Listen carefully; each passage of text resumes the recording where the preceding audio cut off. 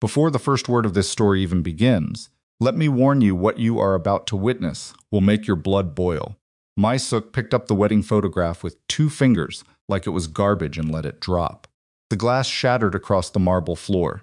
She looked straight at Nia and said, "Cold as ice, marriage can be replaced." Nia's hand was bleeding.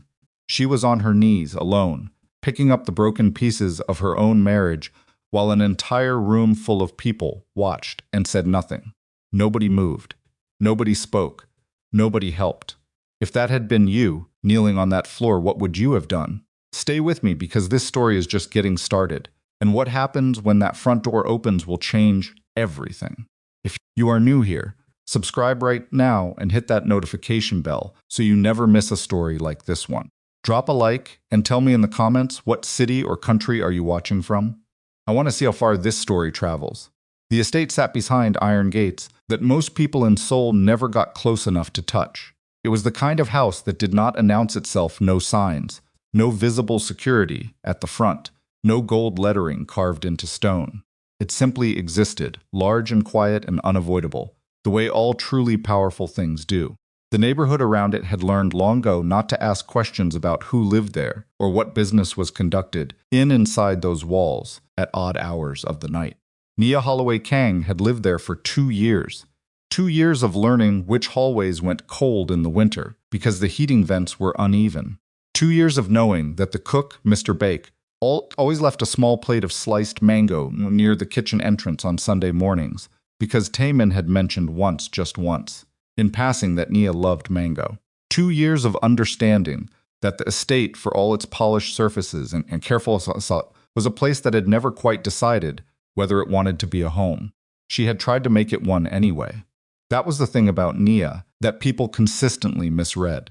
They saw a woman who moved quietly through rooms, who chose her words deliberately, who did not raise her voice at dinner tables or demand acknowledgement when she walked into gatherings. They saw someone manageable, someone who could be handled. What they never saw, what they refused to see, was that Nia's stillness was not submission. It was a decision, a daily conscious, exhausting decision to be better than the situation she had been placed in. She was 32 years old. She had spent the first decade of her adult life building something from almost nothing, a small arts nonprofit in Atlanta that had survived 2 economic downturns through sheer organizational discipline and Nia's refusal to let it die. She had written grant applications at 2 in the morning and sat across from city council members, who barely looked at her, and convinced them to fund programs they initially dismissed. So she knew how to read a room. She knew how to wait. She knew better than almost anyone the difference between a battle worth fighting immediately and one worth surviving until the timing was right. That knowledge had kept her functional in this house. It had not made things easier. Kang Tae-min had fallen in love with her in the way that serious men fall completely and without much warning, and then with a kind of focused permanence that left no room for ambiguity. He was not a man who did anything halfway. When he decided Nia was the person he wanted beside him, he had said so plainly, asked her plainly, and then spent the months of their engagement making certain. She understood exactly what his world looked like before she agreed to step into it. She had stepped in anyway.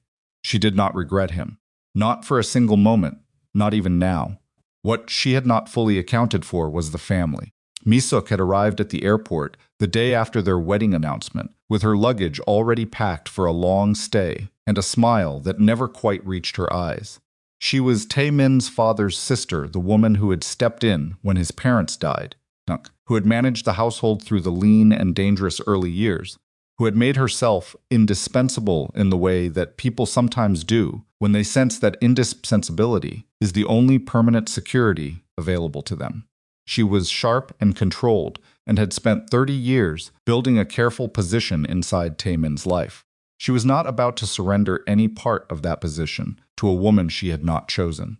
Seo-rin was 28 and had her brother's jawline and none of his self-awareness. She loved Tae-min the way younger siblings sometimes love older ones, with a possessiveness that disguised itself as affection. In her mind, she was protecting him. In reality, she was protecting herself, because her business, her apartment in Gangnam, her entire constructed identity as someone important depended on the Shadow Tae-min cast. Neither of them had said anything openly terrible to Nia's face in the beginning. They were too intelligent for that. It was the small things. The consistent, deliberate small things that added up over 2 years into something that had a shape and a weight and a name, even if Nia had never said that name out loud. The way Samisuk would speak Korean exclusively in certain conversations, she clearly wanted Nia excluded from. Then look at Nia with faint amusement when she failed to follow along. The way Seo Rin introduced Nia to her friends, always a half-second pause before the word wife, always a slight emphasis that made it sound provisional. The way both women behaved with absolute warmth and attentiveness whenever Taemin was in the room, and then became something else entirely the moment his footsteps disappeared. Down the hall, Taemin was not oblivious, but he was often absent. His work, the kind of work that did not get written down in company filings or discussed at industry dinners, required him to move between cities, to appear in places where his presence resolved situations that could not be resolved any other way. He trusted Nia's intelligence. He trusted the estate staff to maintain order. He had perhaps trusted too much in the idea that his family would eventually accept what was already done and permanent. He had been wrong about that. When he'd told Nia he needed to fly to Hong Kong for 5 days to settle a dispute that had been building for months, she had kissed him at the gate and told him not to worry. The anniversary gathering was already planned. She had spent 3 weeks coordinating at the guest list, the caterer, the seating arrangements, the flowers that Mi-suk had specifically requested, and then complained were not the right shade of white. Nia had reordered them. She had managed every detail with the quiet efficiency she brought to everything. "You'll be fine," Taemin had said, and she had nodded because she believed it. She had not been fine. The first evening started before the guests even arrived. Nia came down to the main dining room at 6:30 to review the table before dinner. The long table had been set for 14. She had counted the place settings herself that afternoon. The chairs were positioned, the crystal was polished. The centerpiece arrangement was exactly as she had requested. She walked to her chair, the one at Taemin's right hand, the position she occupied every time they sat at that table together. The place setting was gone. Not moved, not rearranged. Gone. The chair was still there, but the plate, the silverware, the glass, all of it had been cleared away, as deliberately as you would clear away a setting when a guest had canceled. She stood there for a moment, just stood, with her hand resting on the back of the empty chair. Mi-suk came in from the side door. She was dressed beautifully, her posture immaculate, carrying a glass of water like she owned the room, which, in her own mind, she did. Mi-suk said, as if she had just noticed Nia standing there. "Were you looking for something?" "My place setting." Nia kept her voice even. She was very good at that. "It was here this afternoon. I asked the staff to remove it." Mi-suk set her glass down without looking away from Nia. "That seat is for family." The word landed like something deliberate. Sharp edge chosen. Nia did not move. "I'm his wife." "Yes." Mi-suk tilted her head slightly. "You are." She said nothing more. She simply turned and walked toward the window, effectively ending the conversation by pretending it was over. Nia stood at the empty chair and understood, with a clarity that was almost physical, what was happening. This was not a misunderstanding. This was not an oversight. This was a statement. She went upstairs and sat on the edge of the bed for 7 minutes. She had counted. She always counted when she needed to hold herself together. It gave her brain something to do that wasn't spiraling. Then she stood up, fixed her earring that had shifted, and went back downstairs. She ate dinner at the head table. She had one of the staff bring her a complete setting and placed it herself at the chair that was hers. Nobody said that night. Nobody said anything else that night. But Mi-suk watched her across the table with an expression that could not quite decide between contempt and something darker. That was day 1. Day 2 was the staff. Nia had gone to speak with the head housekeeper, a quiet and efficient woman named Mrs. Han, about an adjustment to the cleaning schedule for the guest rooms. Mrs. Han had always addressed her as Mrs. Kang. It was automatic, comfortable, the product of 2 years of interaction. That morning, Mrs. Han hesitated. Her eyes moved sideways just briefly, just for a fraction of a second, and then she said, "Yes, ma'am," without the title. Nia noticed. She noticed everything. By afternoon, she had heard it enough times to understand it was not an accident. The junior staff, two of the newer household employees, the ones who had been hired in the last 8 months, were no longer using her title at all. They called her ma'am in the careful way people do when they have been instructed not to use a name. When she passed the east sitting room, she heard Seo Rin's voice, low and instructional, coming from behind the mostly closed door. She did not stop to listen. She kept walking. She went to her office, the small room she had claimed on the second floor when she'd first arrived, which she had filled with her books and her old nonprofit files, and the framed photographs that made it smell faintly like herself, and she sat at the desk, and she opened her laptop. She typed Taemin's name in the matchbox. She sat there for 4 full minutes. Then she closed the laptop without sensing anything. He was in his meetings. He was managing a situation that had taken 3 months to escalate to the level requiring his presence. She would not pull him out of that because his aunt had told the housekeeping staff to drop a title. She could handle this. She had handled things before. What Nia could not have fully anticipated was how quickly the deliberate small cruelties would begin stacking on each other, each one calibrated just carefully enough to maintain plausible deniability. By day 3, the guest list had been adjusted. She discovered it by accident, or rather she discovered it the way you discover a wound when you press somewhere that shouldn't hurt. She was checking in with the event coordinator, who had been managing the invitations, when the woman mentioned, with visible discomfort, that some of the RSVPs had been processed through a secondary contact. Which contact? Nia asked. The coordinator's discomfort deepened. Mrs. Misuk contacted us directly. She said there were some adjustments. Nia asked to see the updated list. Her name was not on it. Not as a host, not as Taemin's representative. Not at all. She had been removed from every administrative correspondence related to an event she had spent 3 weeks building, and in her place was Misuk's name, clean and authoritative, as if it had always been there. She made herself breathe slowly. She thanked the coordinator. She said she would follow up. Then she walked to the garden, the one place in the estate that had always felt genuinely hers, because she had planted the jasmine herself the first spring after they were married, and nobody had interfered with that. And she sat on the stone bench, and she pressed the heels of both hands against her closed eyes. She wanted to cry. She felt it there, pressure behind the eyes and tightness in the throat, the physical language of humiliation. But she didn't cry. Not because she was above it, she wasn't, but because she knew if she started, she might not stop, and she couldn't afford that right now. The thing that killed her, the thing that sat in her chest like a stone, was that she was alone in it, not because nobody was there. The estate was full of people's staff, extended relatives arriving for the gathering, Misuk and Seo Rin moving through the halls like they owned all of it, but alone in the specific, terrible way of someone who cannot tell the only person who would actually do something about it, because doing something about it would cost that person something irreversible. Taemin would come home. She knew that.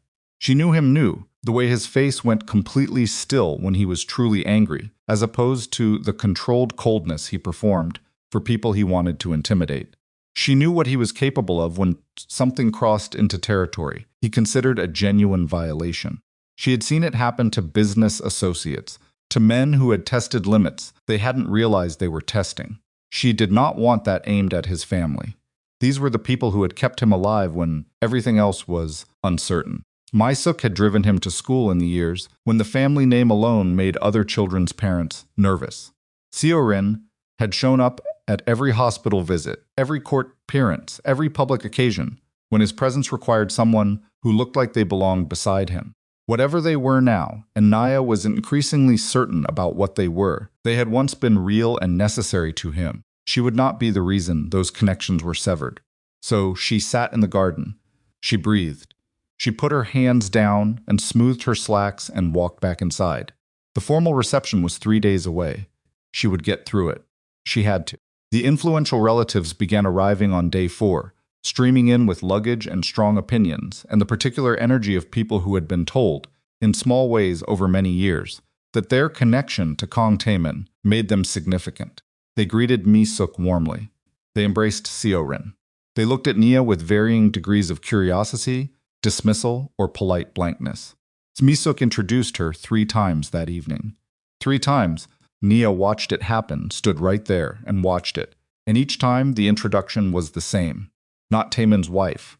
Not Mrs. Kang. Just, this is the woman Taemin brought home.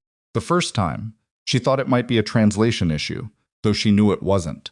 The second time, a middle-aged relative with an expensive watch and little else to recommend him had actually laughed.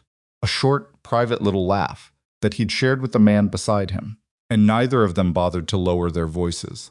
The third time, Nia had looked directly at Mi-suk while it was happening, and Mi-suk had held her gaze with the steady, pleasant expression of someone who knew exactly what she was doing and had decided there were no consequences. Nia smiled. She nodded at the relative being introduced.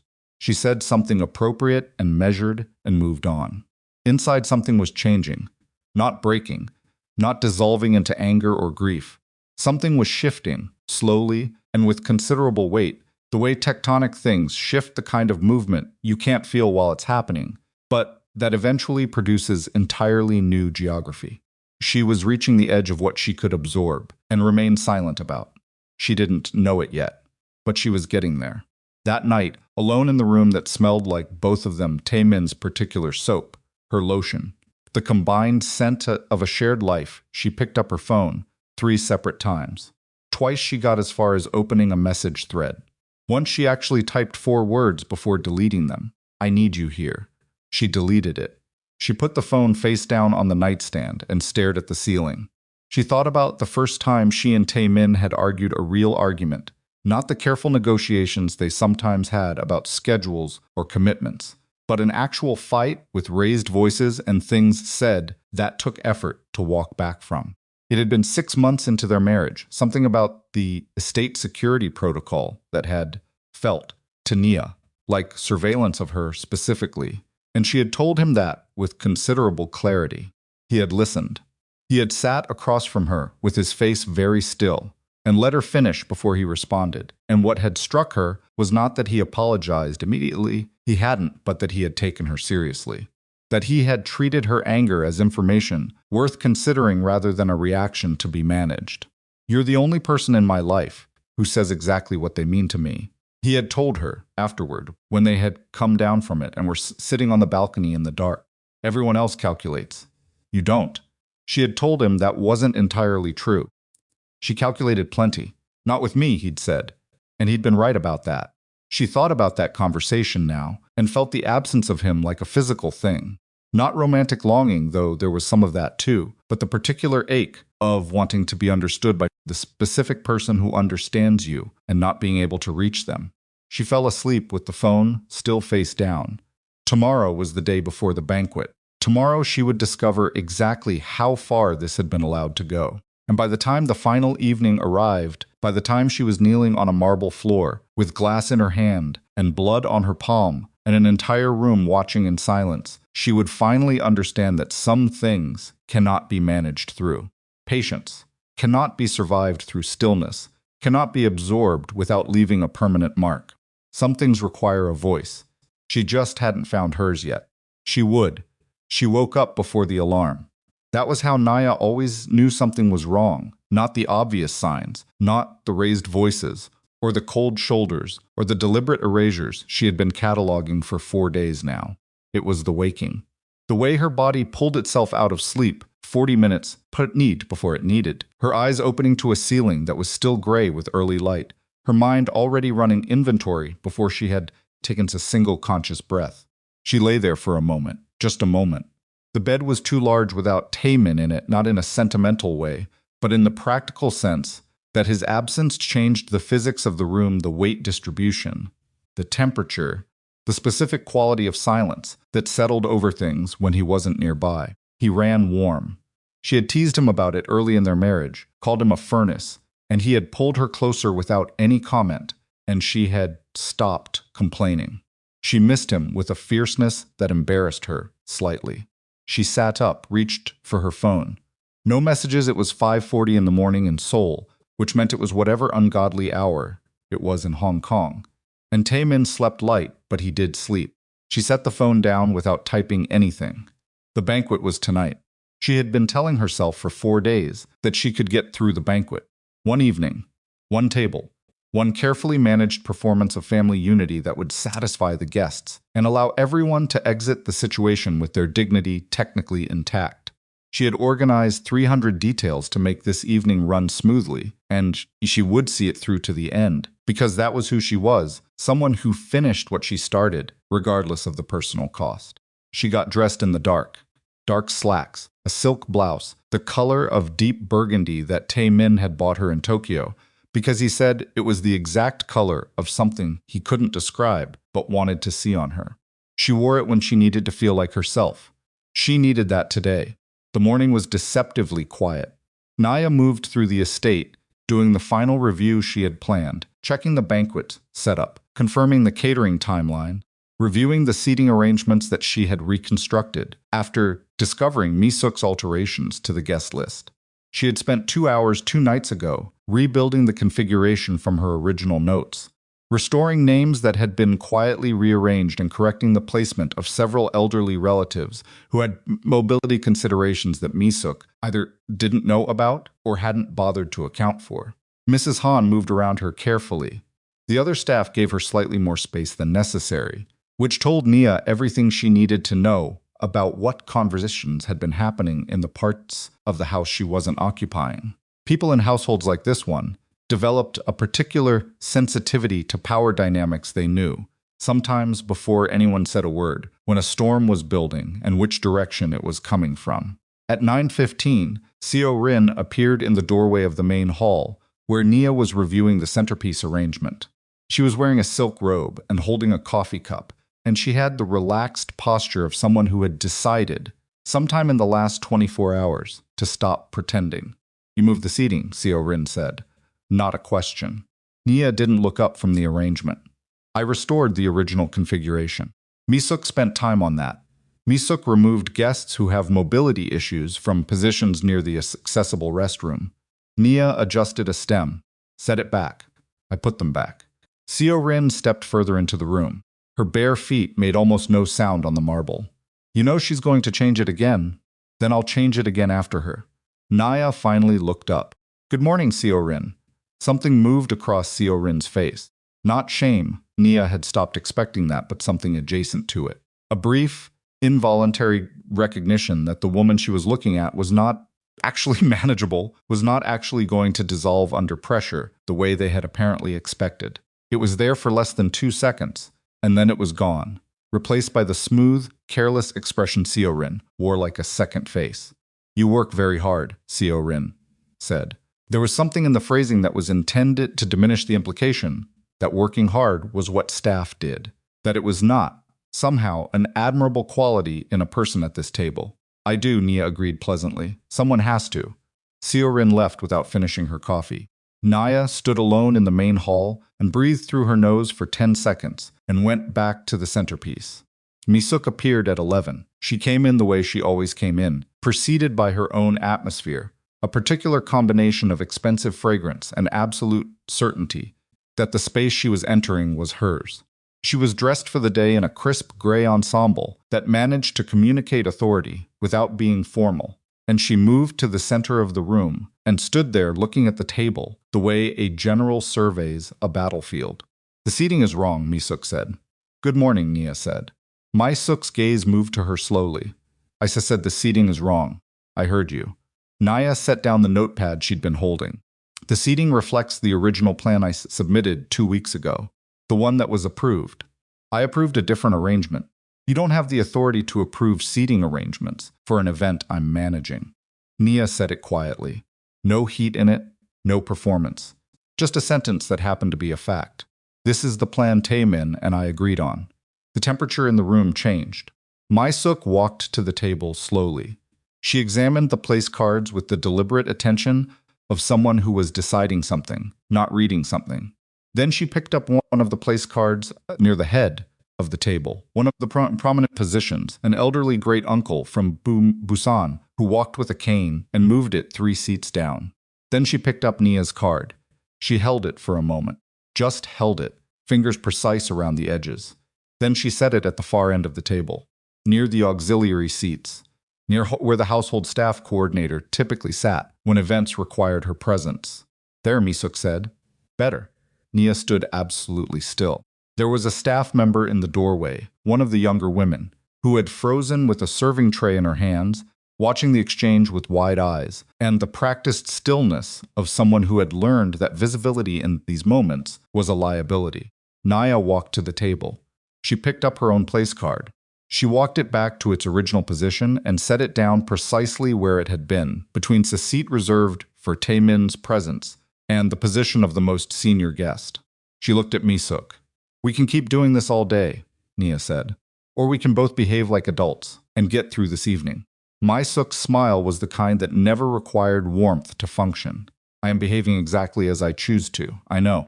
Nia picked up her notepad. "So am I." She walked out of the room before Mi-suk could respond. Her hands were completely steady. She didn't understand how they were steady. Inside, something was hammering against the walls of her chest with the specific rhythm of a person who has been patient for a very long time and is beginning to feel the cost of it in the bones. She went to the kitchen, poured herself a glass of water, drank the whole thing standing at the counter.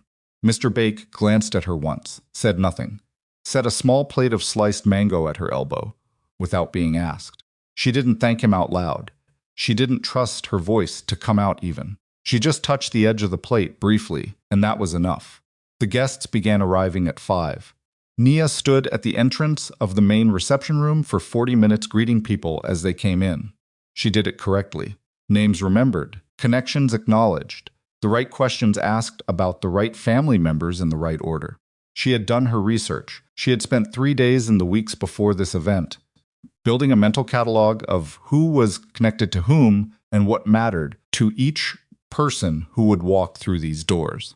Several guests responded to her warmly. An older woman, a distant relative from Daegu, who had attended Taemin and Nia's wedding, took both of Nia's hands and told her she looked wonderful and asked where Taemin was and when he was expected.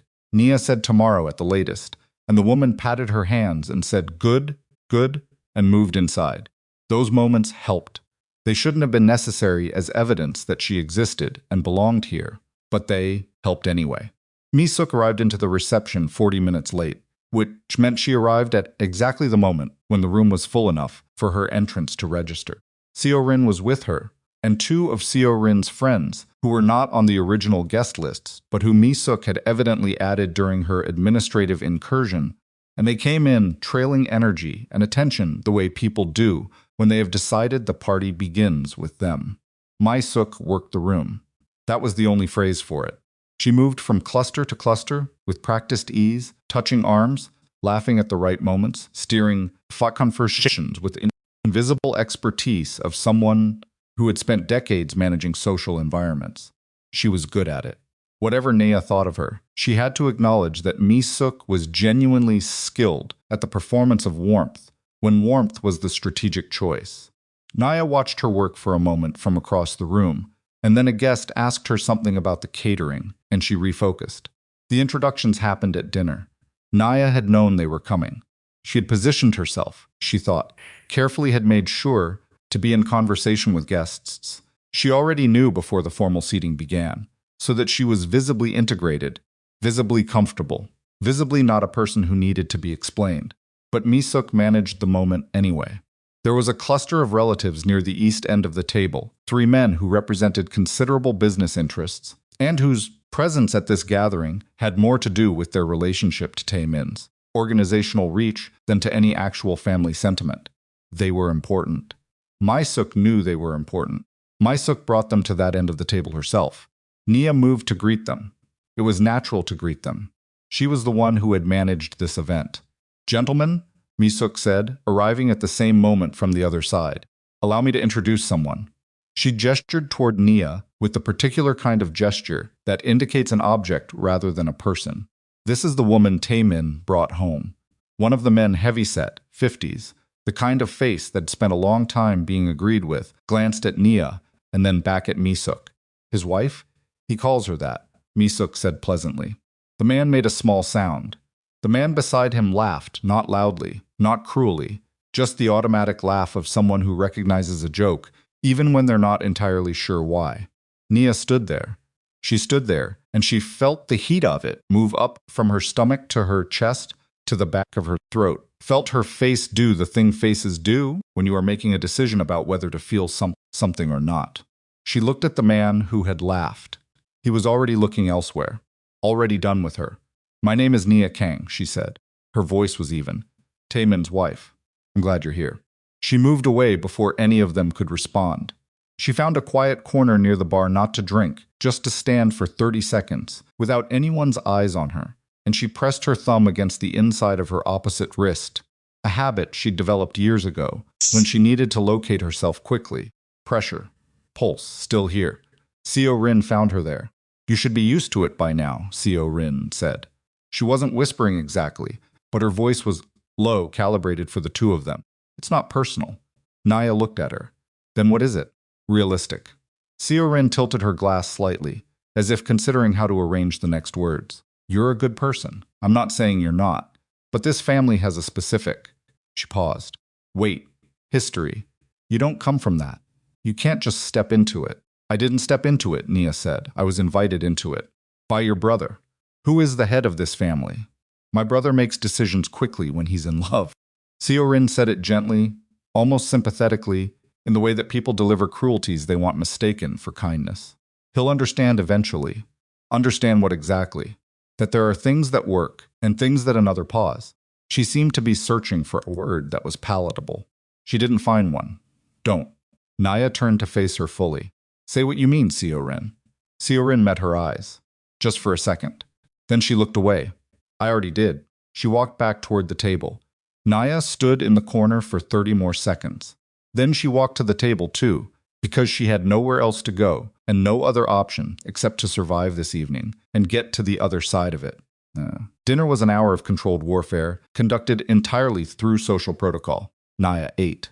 She spoke when spoken to. She answered questions correctly, managed the energy of the table near her end, with the competence she always brought to these situations. A great aunt to her left asked her about Atlanta, and she talked about it genuinely, warmly, without performing, and the woman seemed genuinely interested, which Nia held on to like a handhold. But the table was long, and Maisuk sat at the far end of it, with a gravitational pull that kept drawing the room's attention. Nia watched conversations she wasn't part of. She watched Misuk say something to one of the businessmen that produced a reaction she couldn't read from this distance, but could feel the shape of. She watched Seo Rin lean over to a female cousin and whisper something that made the cousin glance down the table toward Nia with a studied neutrality that told Nia everything. It was like being watched through glass. Present, but separated. Visible, but not real, in the way the room required her to be real. The hour ended. The table cleared for dessert, and the room shifted, guests moving into small clusters again. The formal architecture of dinner dissolving into something more fluid. Nia used the movement to breathe. She spoke to 3 more guests, all of whom treated her with ordinary courtesy, and she genuinely thought, for about 11 minutes, that the worst of it was over. Then Misuk's voice cut through the room. Not loud. Maisuk never needed to be loud. She had the specific gift of people who have spent years commanding attention, the abilities to speak at a perfectly calibrated volume that made an entire room unconsciously orient towards the sound. Nia. The way she said it, no title, no prefix, just the name hanging in air. "Come here, please." The room noticed. That was the point. The room noticed, and Nia had to decide in the space of a heartbeat whether to comply or not, knowing that either choice carried consequence. She walked over. Misuk was standing near the center of the room, near the long display table that held family photographs, an arrangement Nia had curated herself, including photos from her and Taemin's wedding, their first year, small captured moments she had selected because they showed the truth of who they were together. Maisuk had an audience.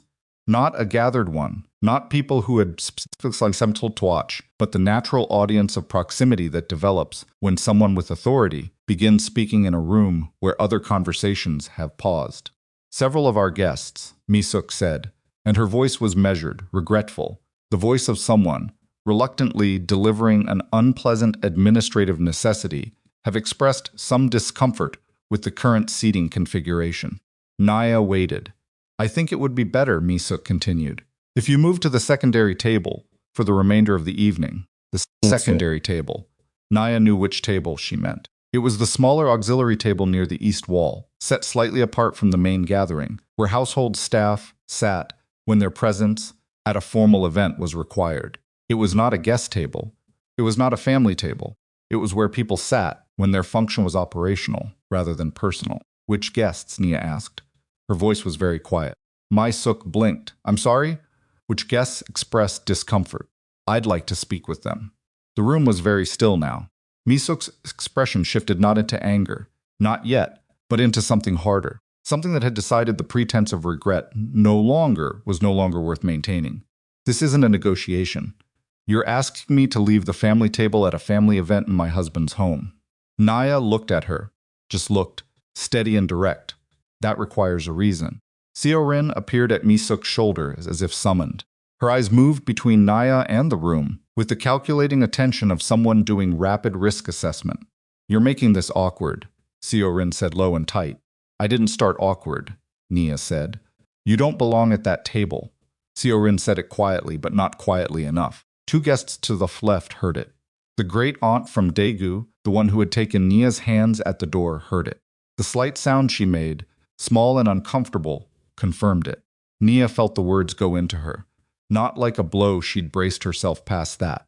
More like something finding a gap in the armor she'd spent 4 days constructing, slipping through before she could close it, settling somewhere deep and cold.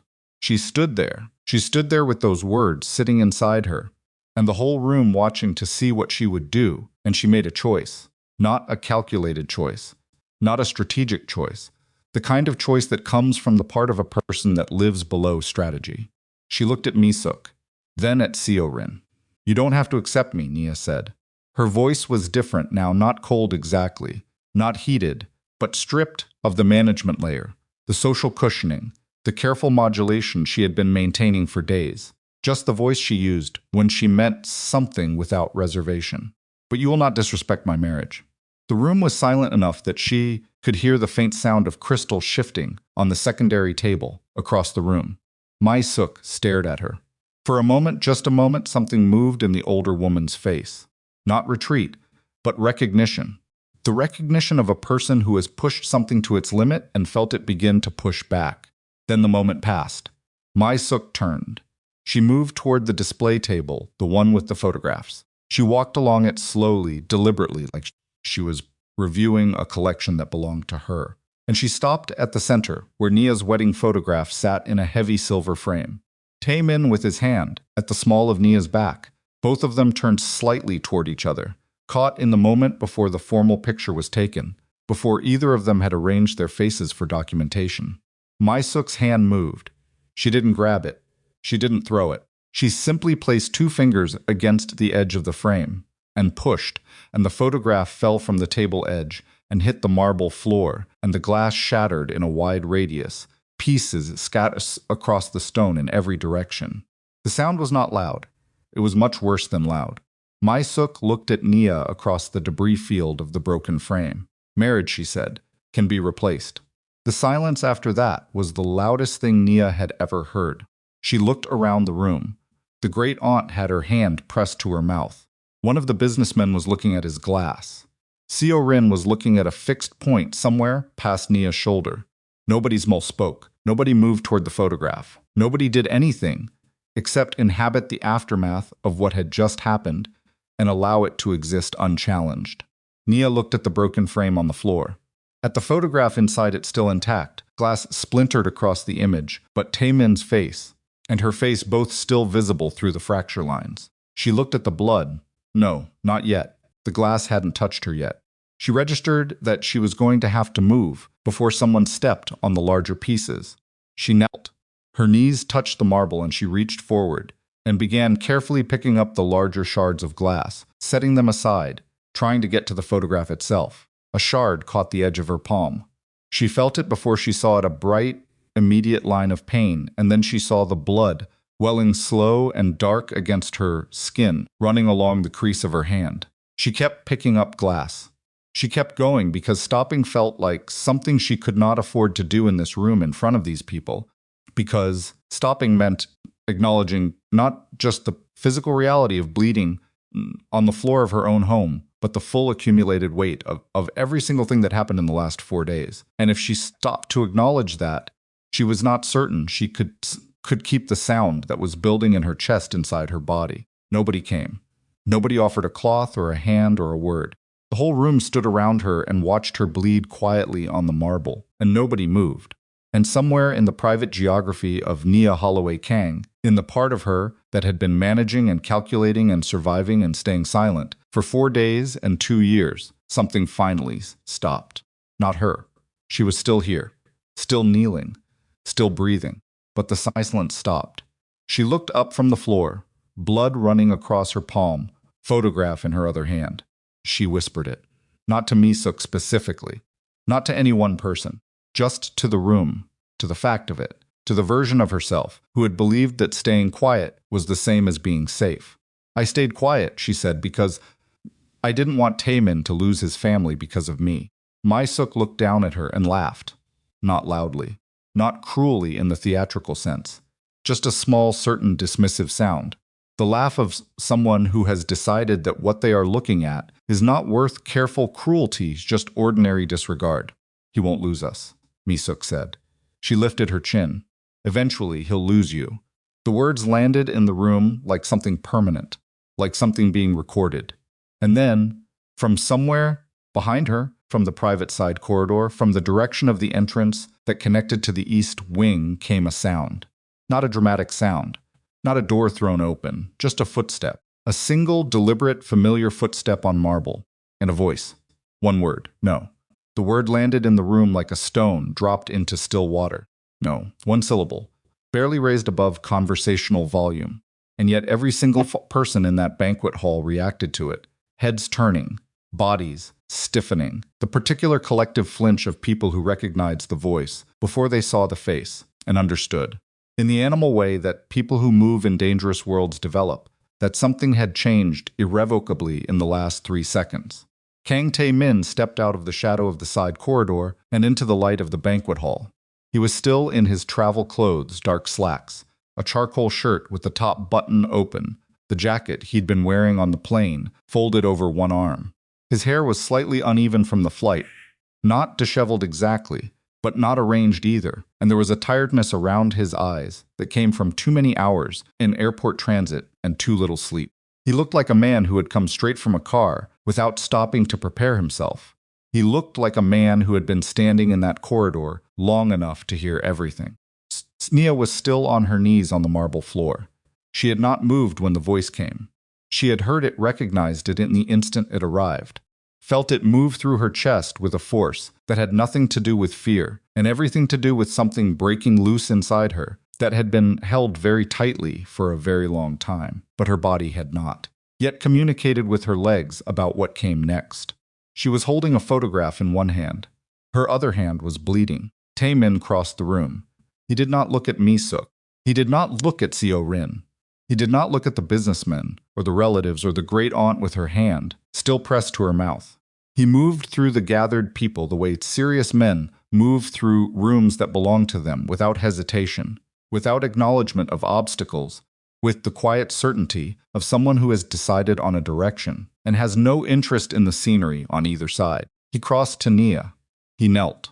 Kang Tae-min, the man whose name made other men reconsider their positions, who had sat across negotiating tables and watched grown people struggle to maintain eye contact with him, who had built an empire from violence and leverage and the specific brand of cold intelligence that recognizes exactly how much force a situation requires, knelt on the marble floor of his banquet hall and took his wife's bleeding hand in both of his. He looked at the cut. His jaw moved at slight, barely visible tightening, the kind of muscular response that comes before a decision rather than after one. He reached into his jacket pocket and found a pressed handkerchief. He always carried one. It was one of the small details about him that had surprised her early in their marriage, and he pressed it against her palm with exactly the right pressure. Not too hard, not too gentle. He didn't ask her if she was okay. He didn't say anything at all for a long moment. He simply removed the largest remaining piece of glass from near her knee with his bare hand and set it aside, then looked at the photograph she was still holding, looked at it, the way you look at something that belongs to you, that someone else has damaged, and then he stood. He stood beside her. Not in front, beside. He reached down and helped her to her feet with the hand that wasn't holding the handkerchief to her wound, and she stood, and for a moment they were just standing there together in the wreckage of the broken frame, and the whole room was absolutely silent. Then Taemin turned and looked at Misuk. Misuk's composure was extraordinary. Nia had to give her that, even now. She did not crumble. She did not immediately retreat into apology. She held her posture and met Taemin's gaze with the expression of someone who has prepared several versions of an explanation and is selecting the most appropriate one. "You're home early," Misuk said. Her voice was warm, controlled, the voice she used when Taemin was in the room. "We weren't expecting you until tomorrow." Taemin said nothing. The silence lasted long enough to become its own kind of statement. Misuk continued, and Nia recognized the strategy: fill the silence, shape the narrative, establish your version before the other side has the chance to establish theirs. There was some tension this evening, some miscommunication. I think Nia may have misunderstood what was meant as simple family. "How long were you standing there?" Seo-rin asked, and her voice was different. The smooth certainty was gone from it. There was an edge in it that Nia had never heard before, something that sounded almost like the beginning of fear. Taemin looked at his sister. "Long enough," he said. 2 words. The room absorbed them. Seo-rin's hand tightened around her glass. She looked at Misuk. Misuk's chin lifted barely, a millimeter, and something passed between them that was too quick and too old and too layered for Nia to read completely. But she understood the basic shape of it. They were recalibrating. Deciding together, in the silent language of people who have been allied for years, how to handle this. "Taemin," Misuk said, and now there was something different in her voice, a gentleness, a reaching quality, the specific timbre of a woman calling on decades of shared history. "You're tired, you've been traveling. Let's sit down and—" "I watched my wife bleed on the floor," Taemin said. The sentence came out flat, and even and completely devoid of the performed coldness he sometimes used strategically. This was not performance. This was just the plain and unmanaged truth of a man saying what he had seen. "I watched every person in this room stand there while she bled on the floor. Nobody spoke. I heard what you said about her." His gaze moved across the room slowly, and every person it passed over seemed to find something else to look at. "All of it. I heard every word." Misuk set her glass down on the nearest surface. She took a breath. "What you heard was private family conversation, that was. You called her temporary." His voice had not risen. That was almost the worst part of it, the absolute evenness of it, the way it refused to become shouting, because shouting would have been something they could push back against, or dismiss, or outlast. This was not something they could outlast. "My sister called my wife temporary." Seo-rin flinched. Actual, visible, physical flinch. And Yu's gaze moved to a heavy-set man near the east wall, one of the businessmen from dinner, the one who had laughed. "You found it funny." The man's face went the color of old ash. Taemin looked at Misuk again. "I stood in that corridor," he said, "and I heard you say things about my wife that I have never in 35 years heard you say about anyone you considered family." That's because Misuk stopped herself. Started again. "Taemin, this isn't about— she is a lovely person, but she doesn't understand how this family functions. She doesn't understand what is expected, what the social. She organized this entire event. Flat, factual. She spent 3 weeks on it. She corrected your seating arrangements twice. She has been managing this house in my absence for 4 days, with more competence than anyone I could have hired. And while she did that, you removed her from the guest list she built, told my staff not to address her properly, and introduced her to our guests as the woman I brought home." A sound moved through the room.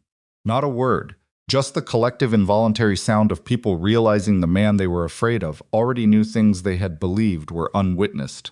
"Which one of you?" Taemin said, and now there was something in his voice that was not flat anymore, something that had the quality of weight, of pressure, told the staff to stop using her title. Silence. Seo-rin. His voice didn't change when he said his sister's name. Didn't soften, didn't harden. Just said it. "I know it was you. I'm asking if you're willing to say it out loud." Seo-rin's throat moved. She looked at Misuk. "Don't look at her," Taemin said quietly. "Look at me." Seo-rin looked at her brother. In the 3 seconds of eye contact that followed, something happened in her face that Nia had never seen there before, a cracking, Not dramatic, not operatic, just the quiet structural failure of a person encountering a version of their older brother they had not calculated for. Siorin started. Don't explain it, he said. I'm not asking for an explanation.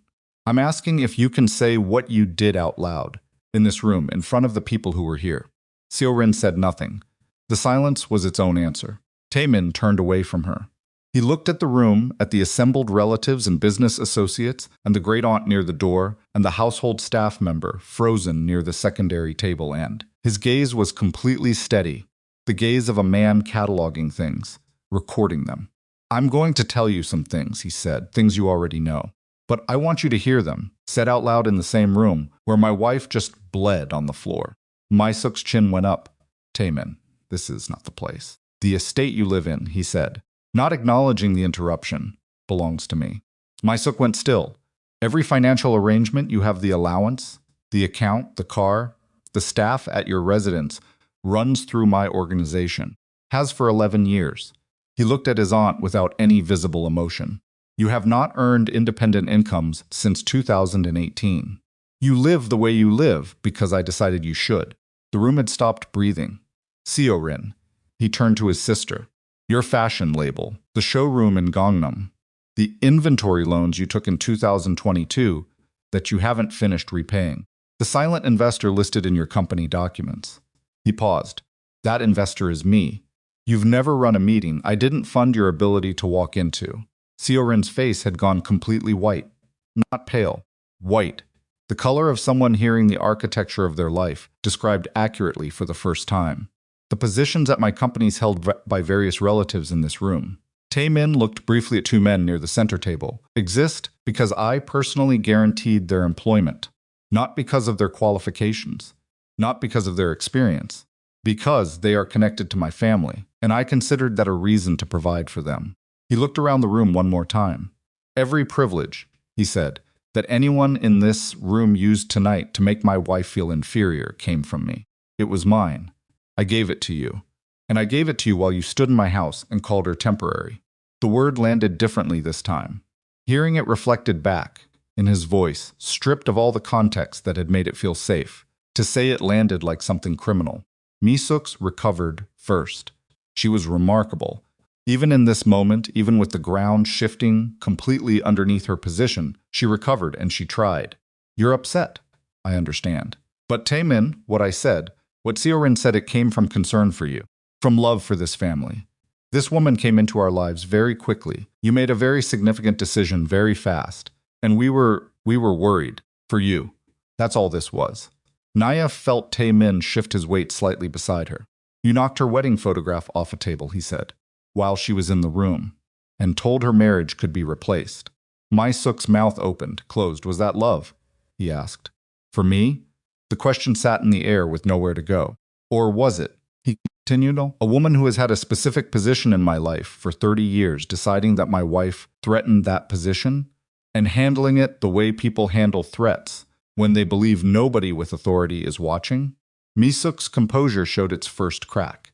It wasn't dramatic, just a slight shift around the eyes, a tension at the corners of her mouth.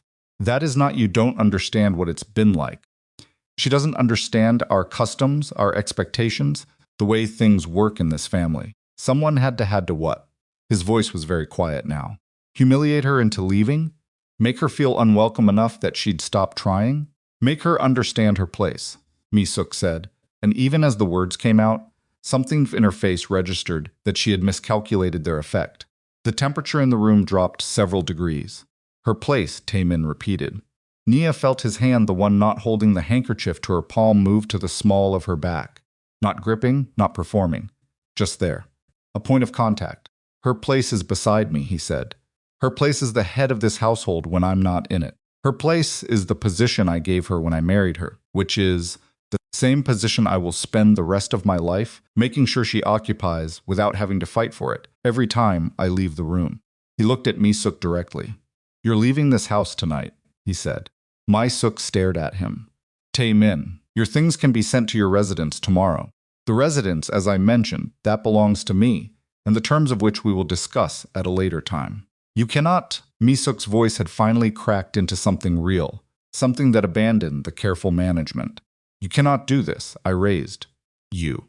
I was here when your parents, when there was nothing, when this family had nothing. I was the one who stayed. I built something here. You don't throw that away. Because of a woman you've known for 2 years. I'm not throwing it away, Taemin said. You threw it away. You threw it away tonight, and you threw it away over the last 4 days, and you threw it away every time you chose cruelty as a strategy and trusted that I wouldn't find out. This isn't fair. Seorin's voice was strange stripped, almost young. We didn't, Taemin. We didn't know you would. Know I would what? He looked at his sister. Find out? Or care? Seorin flinched again. Said nothing. Your financial arrangement is suspended, he told her. The words were not delivered with anger. They were delivered with the specific precision of a man closing a file. Effective now. The silent investor position in your company is being reviewed. We'll determine what the business can sustain independently. If it can't sustain itself, he stopped. Let the space hold the rest of that sentence without filling it.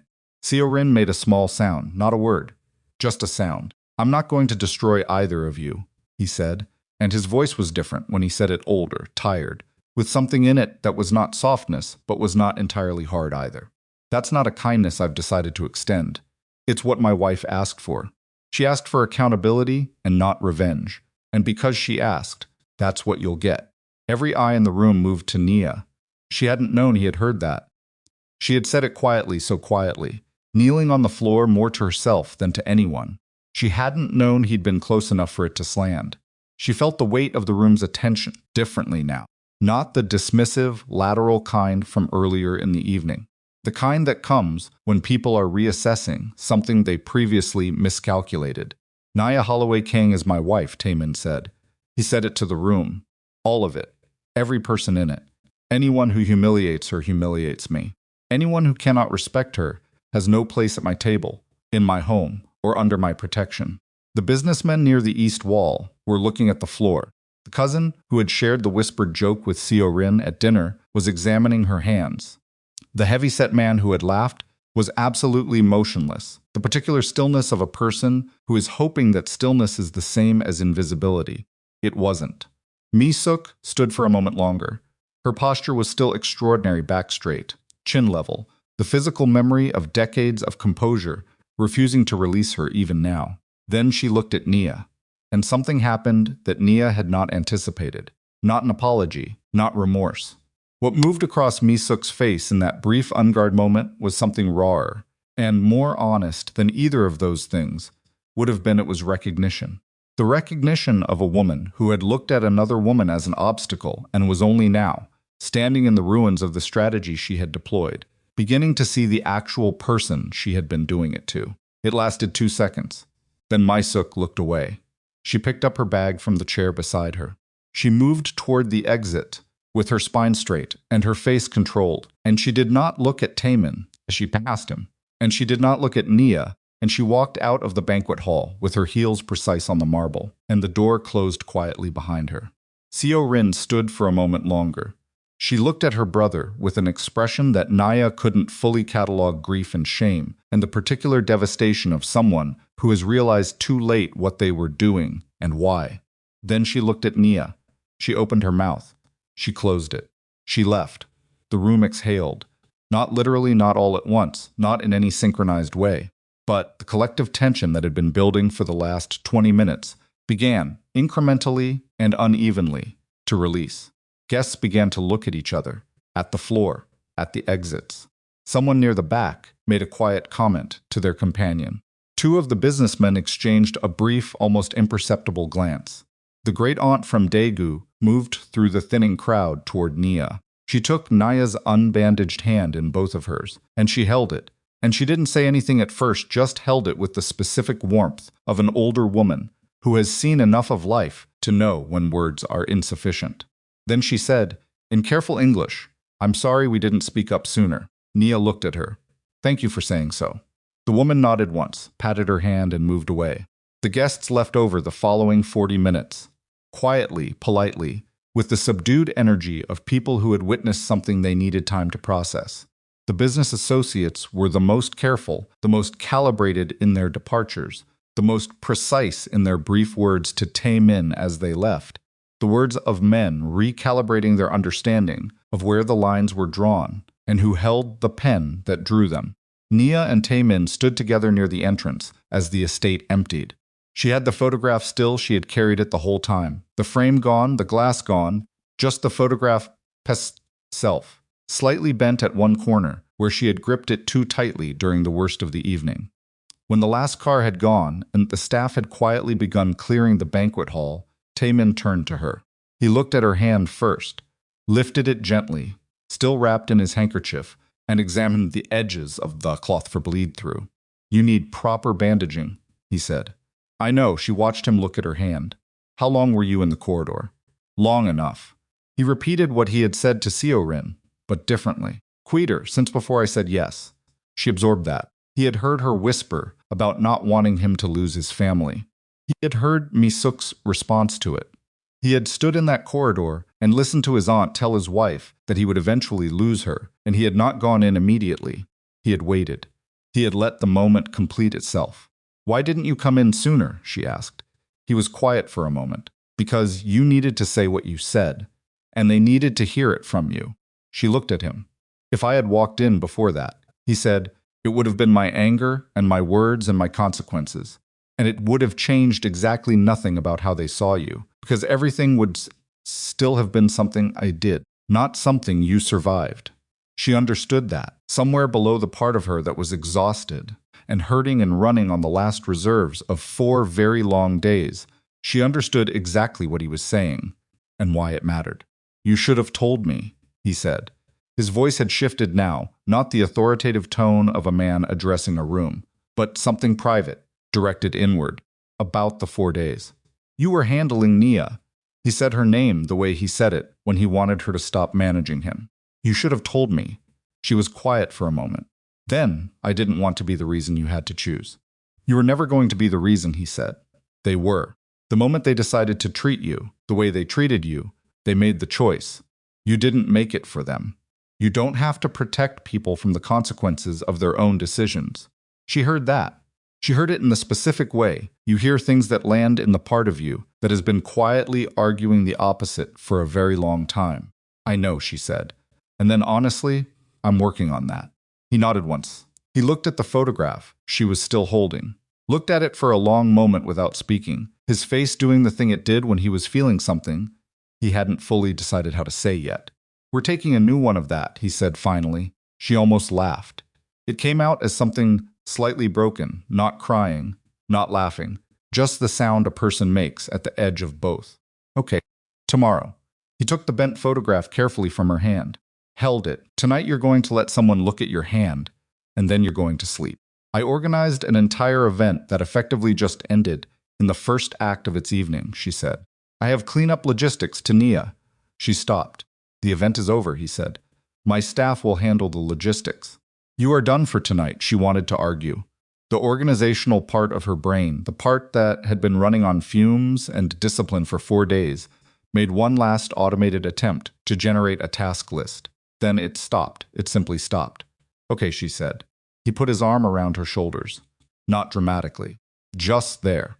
Weight and warmth and the specific steadiness him that she had missed for 4 days in a way she could only now, standing inside it again, fully measure. They walked through the emptying house together. Behind them, the banquet hall was being cleared. The broken glass had been swept. The display table had been reset with the photos that remained. The chair at the head of the main table, the one Mi-suk had once removed Nia's place, setting from sat in its position, empty and waiting. Somewhere in the city beyond the estate walls, 2 cars were moving through evening traffic carrying women who had believed with absolute certainty that the structure of their lives was permanent. That certainty was gone now. And in the private corridor of the East Wing, moving through a house that had finally, irrevocably, decided what it was, Nia Holloway Kang walked beside her husband, her hand bandaged and her spine straight, and she understood something she had been trying to learn for 2 years. Being strong enough to stay silent was never the same thing as being safe. And the people who had mistaken her silence for permission had just discovered, at considerable personal cost, exactly what the difference. 3 days passed. They were not quiet days. Quiet implies rest. implies some basic absence of pressure, and the estate in those 72 hours had neither. It had the specific charged atmosphere of a place where something significant had happened, and the aftermath was still settling the way air feels after lightning, electric and altered, every surface slightly different than it was before. Tae-min did not leave. He had calls to make she knew that, could hear his voice through the study door at odd hours, controlled and precise, in the way he was always controlled and precise when business required it. Hong Kong was not fully resolved. The situation that had taken him overseas was not the kind of situation that resolved itself simply because he had come home early. There were men on the other side of that dispute who were accustomed to Tae-min's attention and who had noted its sudden withdrawal with the careful attention of people whose safety depended on reading him accurately. He managed it from the study. He did not leave. Nia understood what that meant. She didn't say so, she just noted it the way. She noted everything, quietly and completely, and she carried it with her, the way you carry things that matter more than you know how to say out loud. Her hand healed faster than expected. The cut had looked worse than it was, glass wounds often did, all blood and shock, and very little actual structural damage. The estate's house physician had cleaned and bandaged it the night of the banquet, told her to keep it dry for 48 hours, given her something for the inflammation. By the second morning, she could bend all her fingers without difficulty. By the third, she had stopped noticing it except when she pressed her palm flat against a surface. What did not heal as quickly was the thing underneath the physical injury. She couldn't have named it precisely.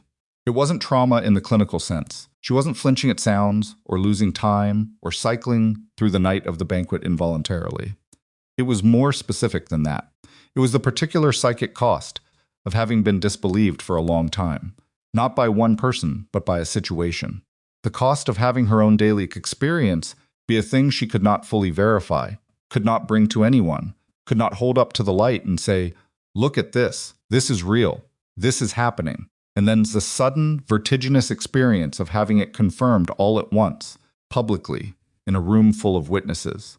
She was processing. She knew she was processing. She had done enough of this kind of internal work in her life to recognize the shape of it. She gave herself the 3 days. On the morning of the 4th day, she got up at 5:30, before the house was moving, and she went down to the kitchen and made coffee and stood at the window that looked out over the east garden. Her jasmine was doing something interesting near the stone wall, a new lateral growth she hadn't noticed before, extending toward the light. She watched it for a while. Tae-min found her there at 6:15. He came in barefoot. He always moved quietly. It was not something he performed. It was simply how he had learned to move through spaces, and he poured himself coffee and stood beside her at the window. Not close enough to crowd, just close enough to be in contact with the same view. "You're thinking," he said. "I'm usually thinking." "You're thinking loudly." She looked at him, sideways. "That's not a thing, it is with you." He drank his coffee. "What is it?" She was quiet for a moment. The jasmine moved slightly in the early air. "I want to know what happens to them. That's being handled." "I know." She turned from the window. "I want to know what you're planning." He looked at her. "You said accountability, not revenge." "I know what I said. I mean it. But accountability has specifics, and I want to know what those specifics are." She set her coffee down. "Mi suk seo rin." The other arrangements. What actually happens? He was quiet for a moment in the way he was quiet when he was deciding how much to hand over. She waited. She had learned that his silences were not evasion, they were calculation, and they usually ended in honesty if she gave them room. "Misuk's residential arrangement continues," he said. "The house, the basics. Nothing changes structurally for 90 days. And after 90 days, she decides if she wants to have a conversation, a real one, about what happened and what changes." He looked at her steadily. Not an explanation, not a justification. A conversation where she says what she actually did and why. Nija absorbed that. And if she doesn't, then she has 90 days to make different living arrangements, and the financial arrangement becomes significantly less comfortable. She considered it, that's workable. Seorin's business. He set his own cup down. The silent investor position is suspended, not terminated. Her inventory loans are restructured with a repayment schedule she can actually manage without the supplemental income. She has 2 years to demonstrate the business can function independently. If it can, it's hers. clean. And if it can't, then she learned something true about herself earlier than she would have otherwise. His jaw moved slightly, which is a gift, even if it doesn't feel like one. Naya was quiet for a moment. You're not destroying them. You told me not to. I know. But you mean it. You're actually not destroying them. She looked at him. That's different from following instructions. Something moved in his face. They raised me. Badly in this specific situation, and with consequences, and nothing about this goes back to how it was. But they raised me. He looked at the garden. That means something. I can't make it not mean something. She nodded once. She understood that. She respected it.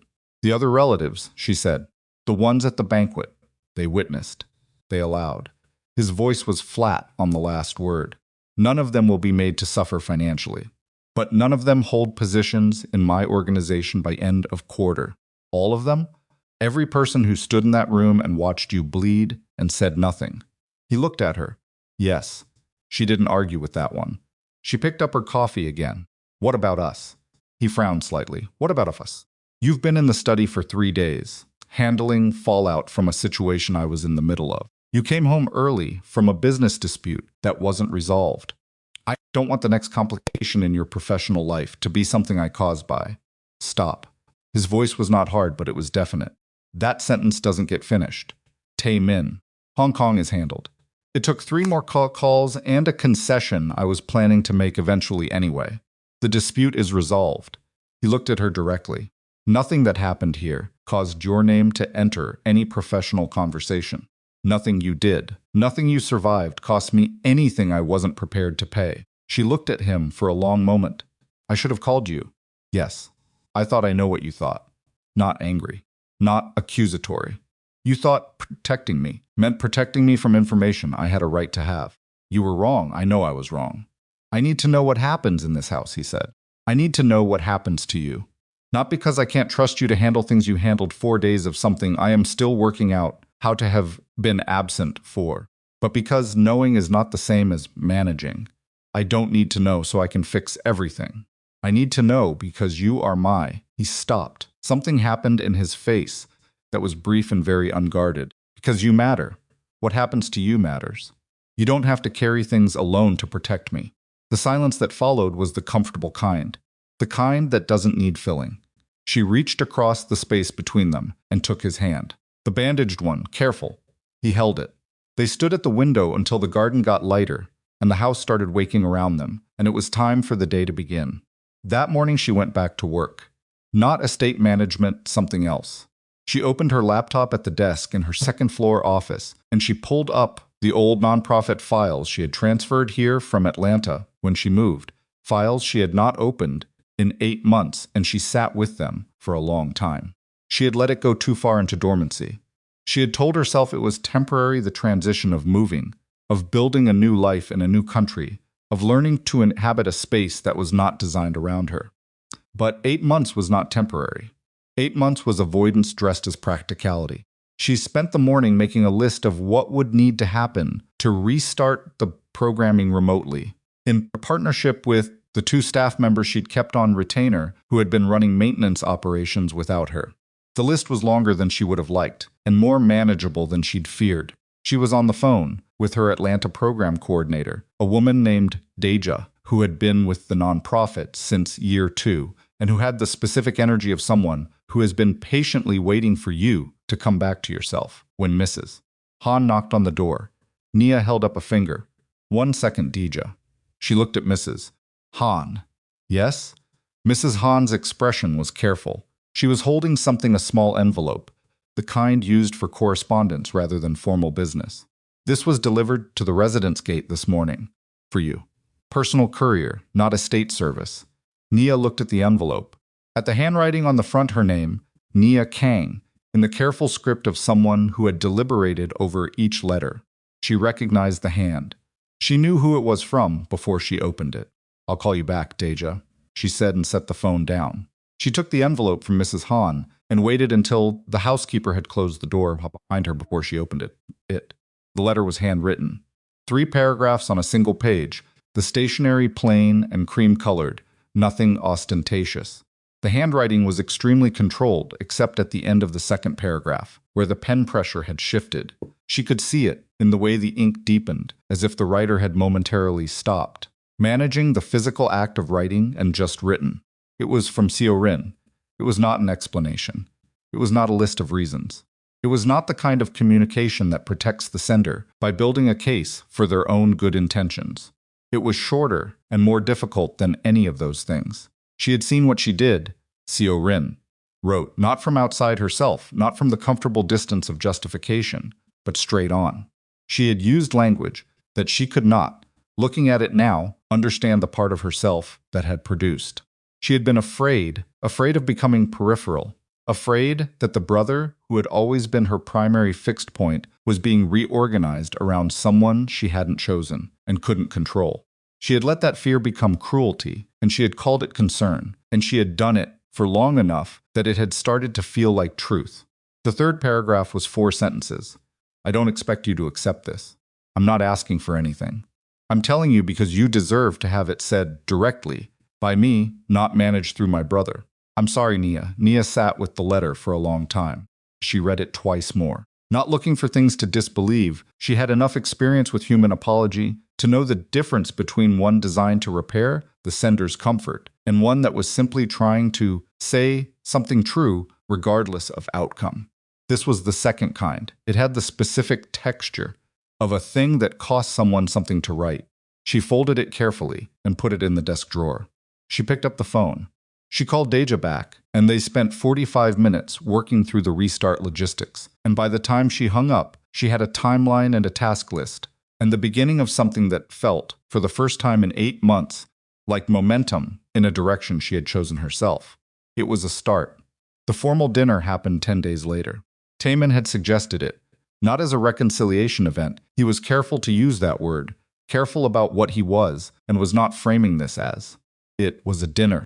At their table, in their home, for the family members who remained in contact, which had contracted considerably, and for a handful of people they both chose to include. The guest list was 11 people. The elder great-aunt from Daegu was at the top of it. Nia had put her there herself. The seating arrangement was not a complicated document. Taemin at one end, Nia at his right hand. Not because she needed the symbolic position, she had moved past the point where the symbolism was the thing she was after. She sat there because she wanted to, because it was her home and her table, and she was done making herself smaller than she was to accommodate people who had confused her restraint with absence. The morning of the dinner, Naya was in the main hall, overseeing the setup, not obsessively, not with the grinding anxious precision of someone trying to control everything, because everything felt uncertain, but with the relaxed attention of someone who is simply good at this and takes satisfaction in it. When Taemin appeared in the doorway, he had someone with him. Nia looked up. Misuk stood one step behind Taemin in the doorway, in a coat she hadn't taken off yet, as if she hadn't decided whether she was coming in or not. Nia had not known she was coming. Taemin had not told her. She registered in the space of 2 or 3 rapid heartbeats that this was either a significant miscommunication between herself and her husband or a deliberate choice on his part to not warn her, and she looked at him, and something in his face said, "Give this 60 seconds. Just 60 seconds. I'm asking." She looked at Misuk. Misuk was not the same woman who had walked out of the banquet hall 10 days ago, with her chin straight and her chin level. She was wearing it differently now, not broken, not collapsed, but changed in the specific way that people change when something they believe to be permanent has turned out not to be. She looked, Nia thought, like a woman who had spent 10 days in a house by herself thinking about things she had been too busy being powerful to think about. She was 61 years old. She had spent 30 years building a position inside a family that was not exactly hers and making it close enough to hers that the distinction had blurred. She walked into the hall. She stopped 6 feet from Nia. She did not look at the table, or the centerpiece, or anything in the room except Nia's face. "I owe you something," Misuk said. Her voice was not the one she used for rooms. It was smaller, more actual. "I've been trying to work out how to say it correctly for 10 days, and I've decided there isn't a correct way. So I'm going to say it correctly, and you can do with it whatever is right for you." Nia waited. "I was unkind to you," Misuk said. The word unkind sat in the air between them, like an inadequate container for everything it was trying to hold, and both women knew it, and Masuk's jaw tightened slightly in recognition of that inadequacy, and she kept going anyway. I was deliberately unkind, repeatedly, over 2 years and then specifically and severely in the last week. I told myself it was for Taemin. I was wrong about that. It was for me. The room was very quiet. A staff member, who had been arranging something at the far end of the table, had gone completely still. You organized his family gathering, Misuk continued. You corrected my arrangements because they were wrong. You were right. They were wrong. I knew they were wrong when I made them. You stood in this house under conditions I created, and you behaved better than I deserved. A pause. A breath that was slightly unsteady. And I knocked your photograph on the floor and told you marriage could be replaced. Nia felt the words land differently this time. Not the original words, the echo of them, reconstructed in Misuk's mouth, which meant Misuk had replayed them enough to still know exactly what she had said. I'm not asking you to pretend that didn't happen, Misuk said. I'm not asking you to be comfortable with me at your table tonight. I'm asking if you'll let me be in the room. And I'm telling you that if you say no, I'll go, and I won't make it Taemin's problem. Nia looked at her for a long moment. She thought about the photograph in the drawer upstairs, Seorin's letter, the specific texture of an apology that doesn't ask for anything. She thought about what Taemin had said, that they had raised him badly in this situation, and with consequences, but that it meant something he couldn't make it not mean. She thought about her own mother, 3,000 miles away in Atlanta, who had told her once years ago, before Taemin, before any of this, that the hardest thing in the world was not forgiving people who had hurt you. The hardest thing was doing it without erasing what had happened, holding both things at the same time. The truth of the injury and the choice to let someone begin again. She was not there yet. She knew she was not there yet, but she could see the direction. You can stay, Nia said. Her voice was even, not warm, not cold, somewhere that was its own temperature, specific and honest. Tonight is dinner. We eat, we talk, we get through an evening. That's all tonight is. Misuk nodded once, a single precise movement. After tonight, Nia continued. If you want something different than what we have right now, if you want to rebuild something that's a longer conversation and it happens on different terms, you don't get back what you had by coming to dinner once. I know, Misuk said. I'm not expecting that. Then we understand each other. We do. Nia looked at her for one more moment. Then she looked at the table. The dinner is at 7. The setup will be done by 4. If you want to do something useful between now and then, Mrs. Han can tell you where the extra linens are. Something moved through Misuk's face. Not quite a smile. Something more complicated and less managed, and therefore more real than a smile would have been. I'll find Mrs. Han, she said. She walked toward the back of the house. Taemin crossed the room to Nia. He stopped beside her. She looked up at him. You could have told me, she said. I didn't know for certain she was coming until this morning, he said. She called at 6 and asked if it was possible. I said that was not my decision to make. Nia absorbed that. So you told her to ask me directly. I told her that if she wanted to be in the room, the conversation was with you. She looked at the table, then back at him. You could have warned me she might show up. Yes. He met her eyes. I thought if I told you in advance you would spend the morning preparing yourself for a confrontation instead of just letting it be what it was. She wanted to tell him that was not his call to make. She also recognized, with the slight irritation of someone whose husband has read them correctly, that he was not entirely wrong. We're going to have a conversation later, she said, about what gets to count as a decision you make for my benefit without telling me. I know, he said. That was not agreement, she said. That was acknowledgement. I know that, too. She turned back to the table and moved a centerpiece 3 inches to the left, and then decided it had been right before and moved it back. The dinner was at 7. At 6:50, Nia came down the stairs in the deep burgundy silks, the same blouse she had worn on the morning of the banquet, because she had decided, without making a production of it, that she was not willing to let that color be associated only with the hardest day. She was taking it back. She wore it with wide-legged trousers, and her hair the way she liked it, and the earrings Taemin had brought her from Tokyo alongside the blouse, small gold things that caught light without demanding attention. She came down the stairs and into the main hall, and the table was laid, and the guests were beginning to arrive. And Mrs. Han was coordinating with the quiet efficiency that made her invaluable, and Taimin was near the entrance greeting the elder aunt from Daegu, who was already talking animatedly about something and gesturing with both hands. Maisuk was at the far end of the room. She had changed into something different, quieter, less constructed than her usual, and she was speaking with one of the other guests in the low-key way of someone who has decided not to be the gravitational center of the room tonight. She glanced toward the entrance when Nia came in. Their eyes met for a moment. Then Misuk looked back at her conversation. It was not warmth. It was not restoration. It was the beginning of something that had no name yet, because it was too new and too uncertain for naming. That was enough for now. The table filled. 11 people sat down. The food was excellent. Mr. Bake had understood, without being told, that this was not an occasion for performance, and had made things that were genuinely good rather than impressively architectural. The kind of dinner you actually eat. Conversation moved around the table in the organic way of small gatherings, where the composition is right, touching down here and there, sometimes general, sometimes splitting into parallel conversations between neighbors, the specific energy of people who are uncertain about each other, but trying in good faith.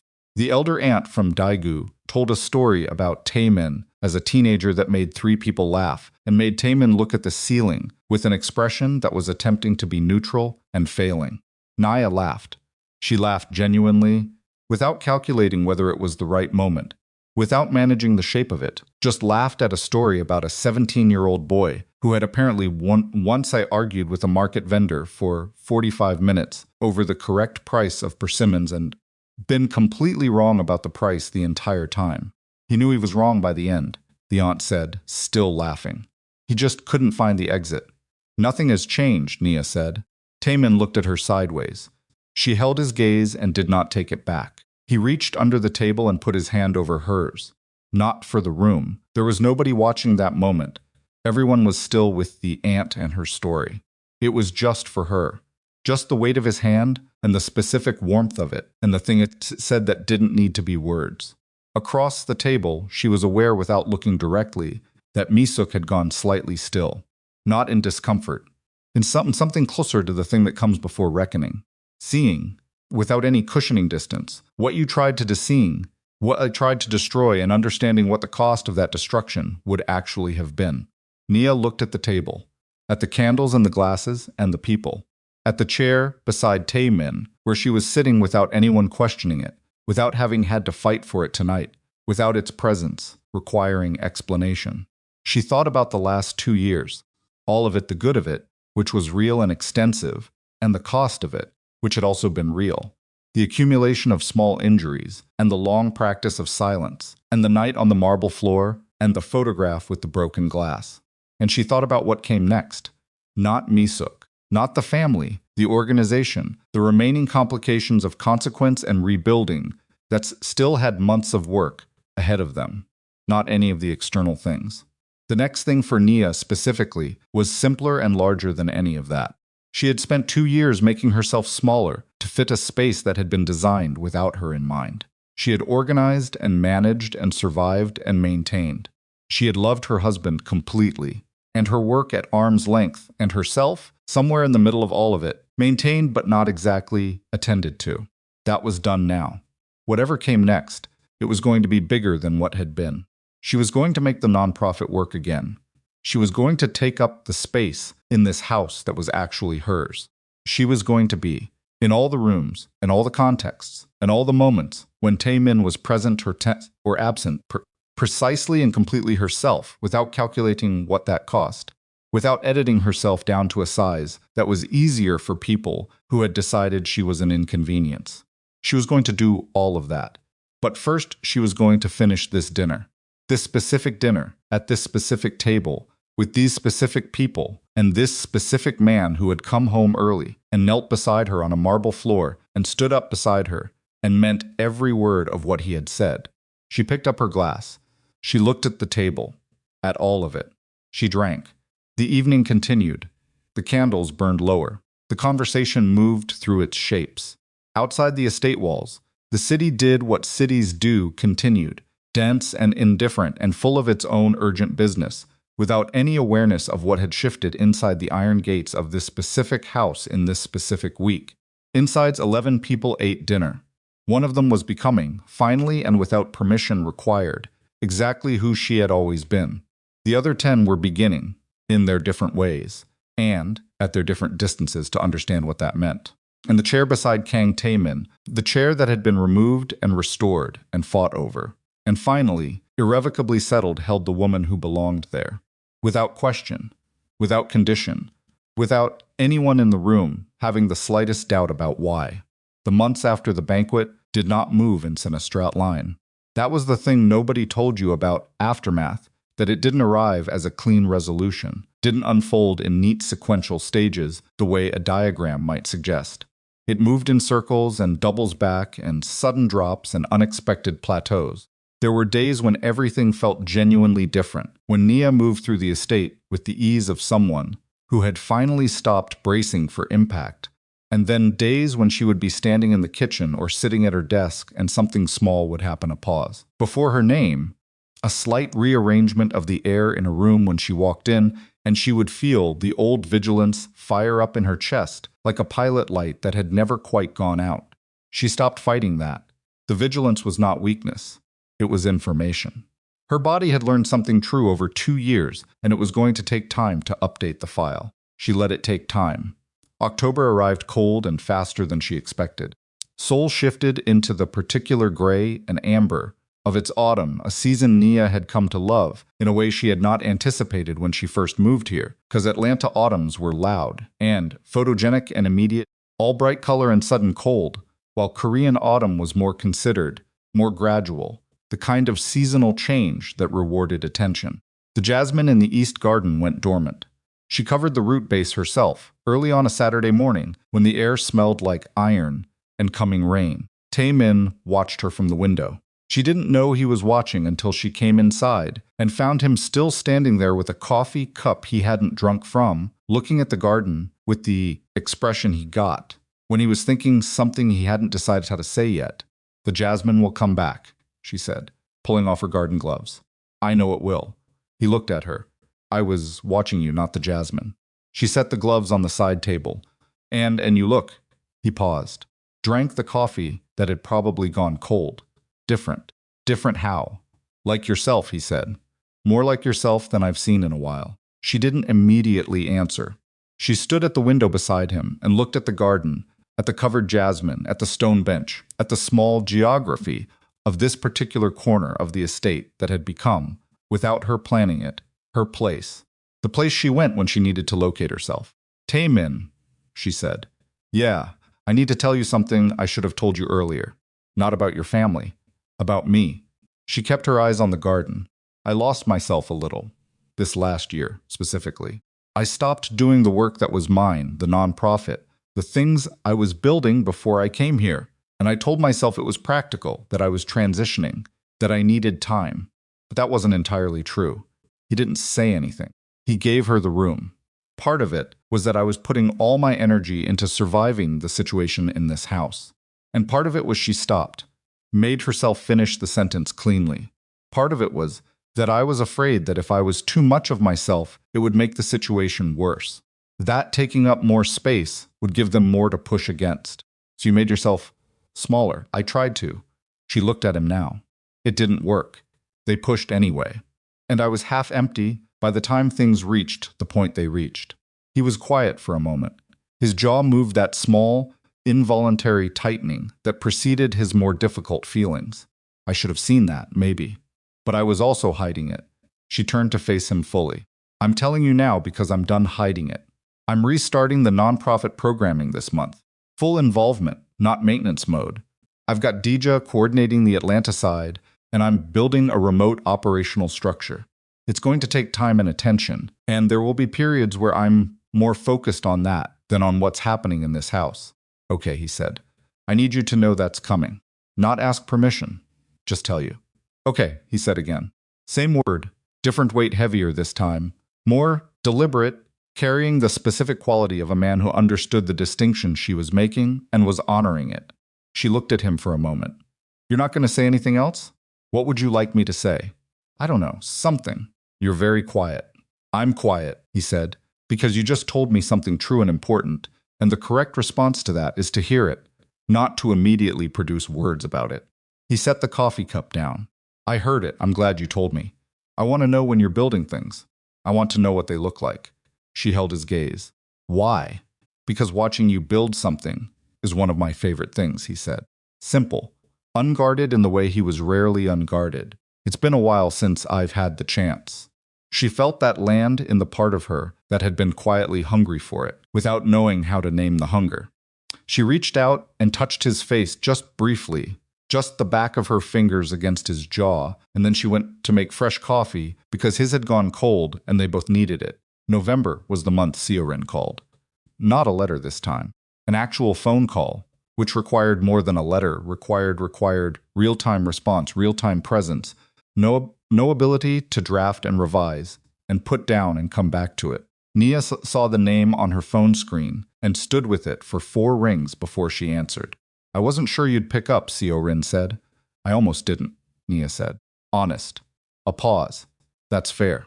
Nia moved to the window, the one in her office, the one that looked out over the front drive rather than the garden. The garden was for herself. This call required a more neutral view. How are you, honestly? Siorin's voice had the particular texture of someone who has been through enough in the last few months to have given up on the easier versions of her own answers. Struggling. The business without the supplemental structure, I'm learning what it can actually sustain, and the number is smaller than I thought. That's a hard lesson, it is. A breath. I'm not calling about the business. I'm calling because she stopped. Started again with the careful deliberateness of someone who has rehearsed a thing and then decided mid-performance to abandon the rehearsal. I've been thinking about what I said to you. The specific things. Not as a category of bad behavior I'm trying to move past. The actual words. Nia was quiet. I told you my brother would eventually realize you weren't suited to be his wife, Siorin said. I said that to your face in your own home. You did. I want to know not for my comfort, because I understand this isn't about my comfort. I want to know if you can tell me what that was like, hearing that. Another pause, and this one had weight in it. I think I need to understand it more fully than I have. Nia stood at the window. She thought about deflecting. She thought about the gracious abbreviated version that let everyone off more easily, including herself. She decided against both. It was like being told that something true about you was actually an error. She said, not that I was a bad person, that I was a mistake, a category mistake, that the most significant relationship in my life was a misalignment someone else could see more clearly than I could. She kept her voice even. It was designed to make me doubt myself. And it worked. For longer than I would like to admit, it worked. Siorin was very quiet on the other end. I kept asking myself, Nia continued, whether you were right, whether I was missing something, whether there was some fundamental incompatibility that everyone around me could see, and I was too invested to recognize. That's what that kind of cruelty does. It doesn't just hurt in the moment. It gets into the machinery. I know, Siorin said, and her voice was different now, smaller, stripped. I knew it would. That's why I said it. The admission landed in the silence between them, like something dropped from a height. I said it because I wanted it to work, Siorin continued. I wanted you to doubt yourself enough to leave, or to be so diminished that Taemin would eventually see you differently. I told myself I was protecting him, but I knew it wasn't true. I was protecting my position. And I used the most targeted thing I could think of, because I understood how to hurt people effectively, and I chose to use that understanding on you. Nia sat down. She hadn't intended to sit down. Her legs made the decision independently. That's honest, she said. It's the least I can do. Siorin's voice had steadied slightly, the way voices do when the hardest sentence has already been said. I'm not asking you to forgive me. I wrote that in the letter, and I meant it. I'm asking if at some point when you're ready, and if you're willing, we can sit in the same room and try to be something other than what we were. Not enemies, Nia said. Something better than that. I don't know what the word is yet. Nia looked at her hands. The scar from the glass had faded to a thin, pale line across her palm, barely visible except in certain light, the kind of mark that would probably stay there in some form indefinitely. She ran her thumb across it. I'm not there yet, she said. I want to be clear about that. I'm not in a place where I can promise you a relationship of any kind, because I'm still working through what happened and what it cost me. I know. But she pressed her thumb against the line on her palm one more time, and then lowered her hand. I don't want to spend the rest of my marriage carrying active anger toward my husband's sister. It's a weight I don't want. She paused. So I'm not closing the door. I'm saying the door is there, but it's not open yet. And the timeline is mine. That's more than I expected, Siorin said quietly. It's all I have right now. It's enough.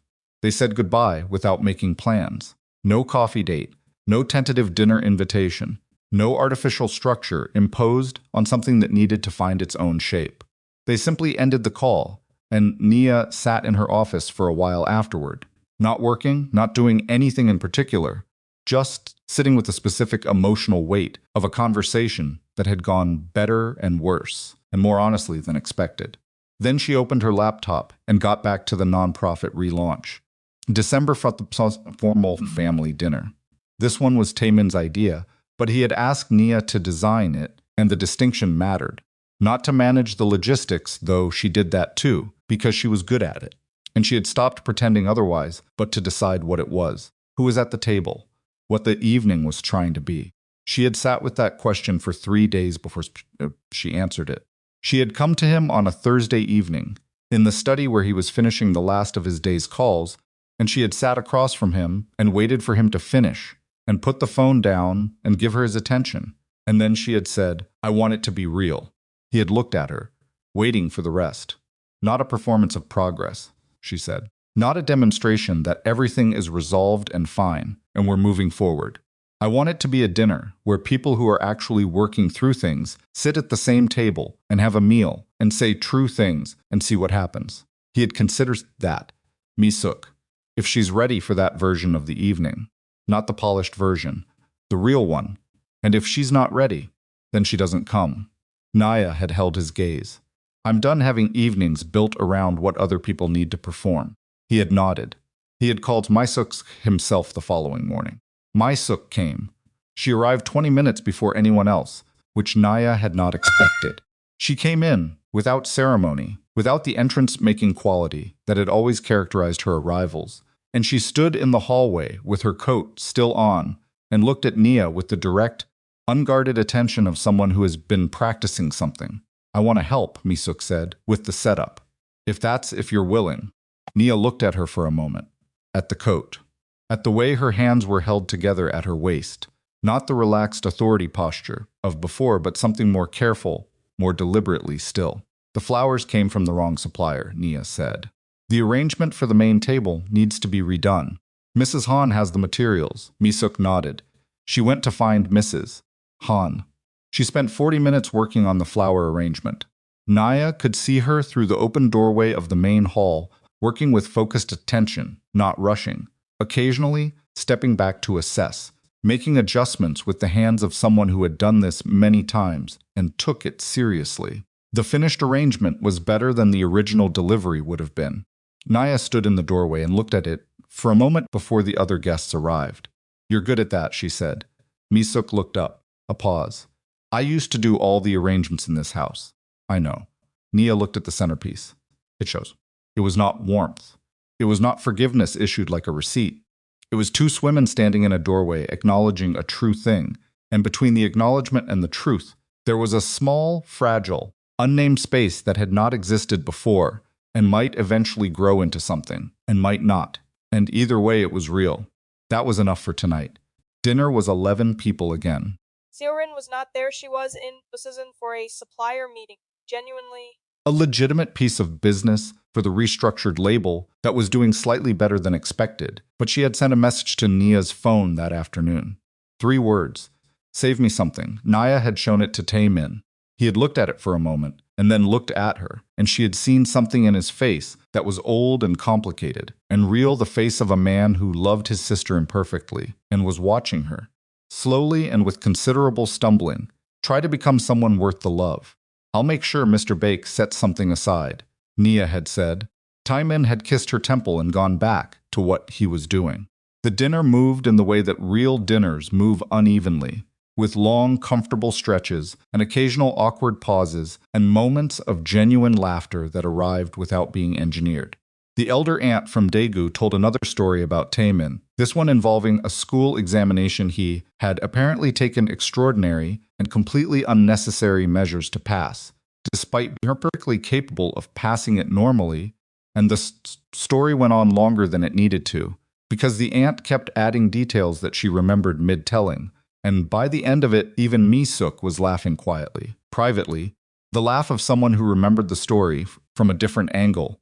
Taemin bore the collective amusement of the table with the particular dignity of a man who has decided that being the subject of the story is a fair price for the warmth it generates. Naya watched him. She watched the way he held the table without commanding it, the specific quality of his presence that made people feel that the room had a center without anyone having to be told where it was. She had found that quality intimidating once, early in their relationship, when she had not yet understood that it was something that coexisted with the version of him that was only ever fully visible to her. The version that noticed when she was cold before she said so and adjusted the temperature without drawing attention to it. The version that had read every significant article she had ever written for the nonprofit before he told her he had, and when she discovered it, had simply said, "I wanted to understand your work." She was still learning him. That was the part that had surprised her most about marriage, that learning someone was not a project you completed, not a fixed body of knowledge you eventually mastered, but an ongoing thing, perpetually updating, perpetually offering you new information if you were paying attention. She intended to keep paying attention.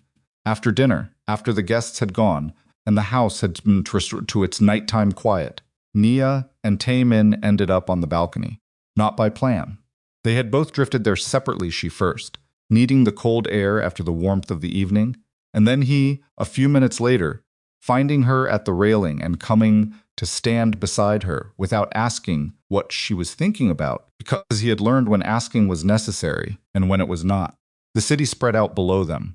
All that dense, indifferent, continuous light, millions of windows and streetlights and moving cars, the collective illumination of a city that had no particular awareness of or interest in the specific human drama that had unfolded inside this particular set of walls over the past several months.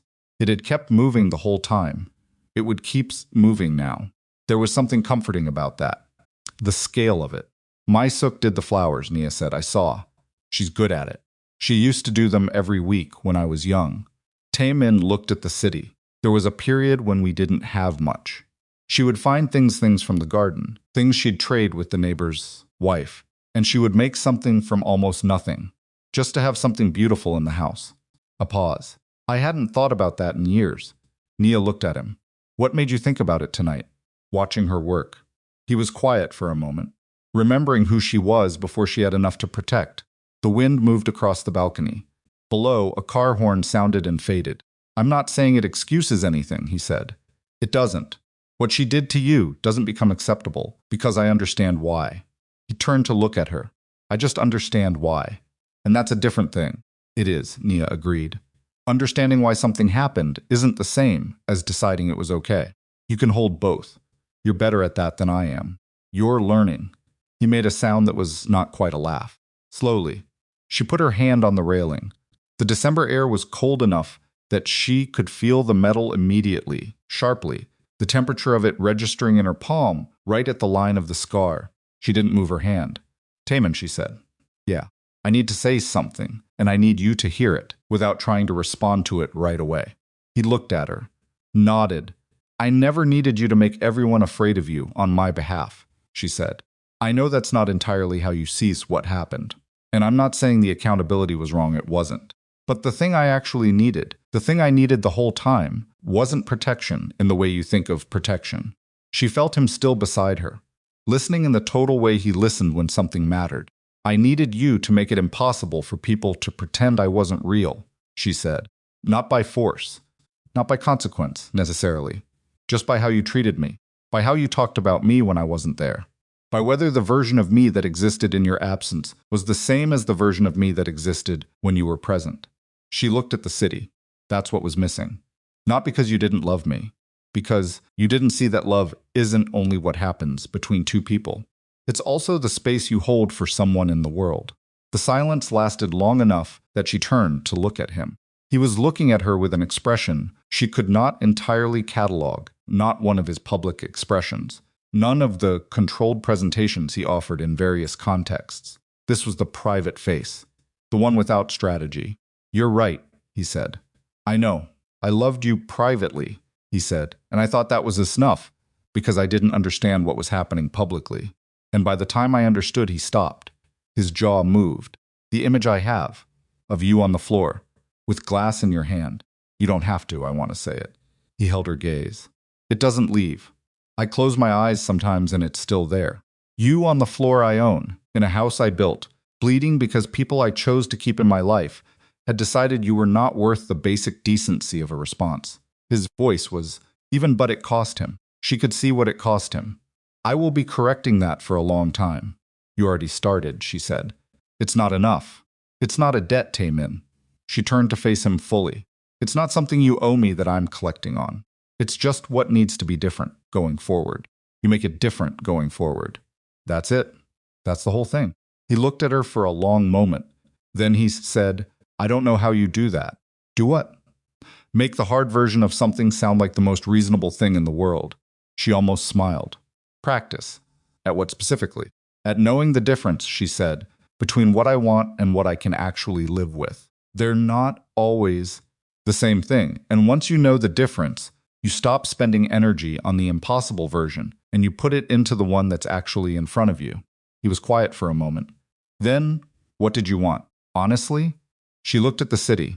"In the worst of it? I wanted it to have never happened. I wanted to have married you, and come here, and had it just be good. Without the initiation, without the proving, without the 2 years of accumulating small injuries to get to the point where I was on that floor." She exhaled. "I wanted the version where they just accepted me, because you asked them to, and that was sufficient. That was the version that should have happened." "Yes. But it wasn't the version that did." She looked back at him. "And I can want the version that should have happened, and still choose to live in the one that did. The one where I know exactly how I held up under pressure. The one where I know what I'm capable of surviving, without becoming someone I don't recognize. The one where my husband came home early and knelt on the floor beside me, and I found out what kind of man I actually married." He was looking at her steadily. "What kind is that?" "The kind who shows up," she said. "Not perfectly. Not without having been absent long enough for things to get bad. But who shows up and stands in the right place when it counts." She held his gaze. "That's not nothing. That's a lot, actually." His hand found hers on the railing. He held it carefully, the way he always held the bandaged hand in the first days, even though the bandage was long gone and the scar had faded to almost nothing. He held it like it still mattered to be careful with it. "I'm going to do better," he said. "Not as a correction. Not as a response to what happened. Just as what our marriage is going to be from here." "I know," she said. "I'm going to do better too." "At what?" "At telling you when something is wrong. At not deciding that protecting you from information is the same as protecting you." She looked at their joined hands. "At taking up the space I'm actually entitled to, instead of managing myself down to a more convenient size." "You were never inconvenient," he said. "I know that now." She looked up at him. "It took a while to know it the way I actually believe it, not just the way I could say it, but I know it now." He raised her hand, pressed his mouth against the back of it, against the faded line of the scar, a gesture that was so unrehearsed and private that she felt it move through her entire chest. She didn't say anything. Neither did he. They stood on the balcony for a while longer, until the cold got into them properly, and the city below continued doing what it did, and the house behind them was quiet in the settled way of a place that has finally decided what it is. And then they went inside. The months that followed built on each other without drama. Not without difficulty. There were difficult weeks. There were conversations that required more than one attempt to complete. There were moments when old patterns surfaced and had to be identified and addressed with the patient, unglamorous work that real change actually requires. None of it was cinematic. All of it was real. Seo Rin's label stabilized at a smaller size. She let go of the Gangnam showroom that had been the painful one, the visible one, the address that had signified something about who she was in the world, and moved to a studio space in Mapo that cost a fraction of the rent and had better light. She called Nia in February from the new space, On the day she moved the last of Sta 6, and she didn't say anything important, just, "It smells like someone else's coffee, and I can't figure out the heating. But it's mine." "That's the good version," Nia said. "Yeah," Seorin said. "I'm beginning to see that." They started having lunch occasionally, irregularly, without structure, the kind of meetings that didn't have an agenda. Seorin was different in these interactions than she had ever been before, less performed, less positioned, occasionally uncertain in ways she previously would have hidden. Nia found she preferred this version, the imperfect, unguarded version that was actually navigating something, rather than the smooth, invulnerable presentation that had always been. She now understood, when built almost entirely on the borrowed authority of her brother's name. Mi-suk was slower. She was slower because she was older, and because what she had to dismantle was more deeply built, and because certain kinds of pride take longer to move through than others. There were months where contact between her and Nia was minimal and formal, brief exchanges at family occasions, courteous and nothing more. There were months where she seemed to take 3 steps towards something, and then pull back, as if the forward motion had frightened her. Nia did not push. She had decided, somewhere in the autumn, that she was not responsible for the pace of Mi-suk's reckoning. She could hold the door. She couldn't carry someone through it. The breakthrough, when it came, arrived sideways rather than directly. It was a Sunday in late spring. Nia was in the garden. The jasmine had come back, thick and reaching and fragrant in the way that things come back when the conditions are finally right, and she was working along the stone wall, and she heard footsteps on the garden path. And she looked up, and Mi-suk was standing at the garden entrance with 2 cups of tea. She had walked from wherever she had been. She had made tea. She had come to the garden. She held out one of the cups. Nia stood up from where she was crouching by the wall. She looked at the cup, at Mi-suk's face, which was not performing anything, not warmth, not remorse, not the reconciliation expression of someone who has rehearsed this, just a face. A 61-year-old woman standing in a garden holding 2 cups of tea. Nia took the cup. They sat on the stone bench together. They did not have a transformative conversation. They did not air every remaining grievance or arrive at a moment of mutual catharsis. They sat on the bench in the spring morning with their tea, and Mi-suk asked about the jasmine genuinely, with the specific curiosity of someone who actually knew about plants, and Nia told her about the lateral growth she'd noticed in October, and what she'd done about it, and Mi-suk said the stone wall probably held heat in a way that was encouraging that growth. And they talked about the garden for 20 minutes. At the end of the 20 minutes, Mi-suk stood. She looked at the jasmine for a moment. Then she looked at Nia. "Next Sunday," she said, "if you're working in here again." It wasn't a question, but it was waiting for an answer. "I'm usually out here Sunday mornings," Nia said. Mi-suk nodded once. She took both cups back to the house. Nia sat on the bench for a while after she left. She sat in the spring air with the smell of jasmine and the sound of the city at a remove, and she thought about nothing in particular, which was itself a kind of luxury, the luxury of a person who has come through enough that the silence is no longer something to be suspicious of. It was not a perfect story. Nobody in it had been entirely right, or entirely wrong, or entirely anything. Nia had been too silent for too long. Taemin had been too absent and too confident in the sufficiency of his private love. Mi-suk had let decades of insecurity calcify into cruelty. Seorin had borrowed her identity from someone else's power, and then defended the borrowing with the desperation of someone who knew, underneath, that it wasn't hers. None of them had been monsters. None of them had been monsters. All of them had been capable of behaving badly when the conditions were wrong, and their fears were running the show. That was the thing about people, Nia had found. They very rarely behaved from their best selves all the time. They behaved from whatever combination of history and fear and want and exhaustion happened to be steering them in a given moment. The question was not whether people were capable of cruelty. They were. All of them. She included, but whether they were capable of looking at what they had done and deciding to be different. Some were, some weren't. Most were somewhere in the middle, moving slowly and unevenly and with considerable backsliding towards something better, if they tried at all. The ones in this story were trying.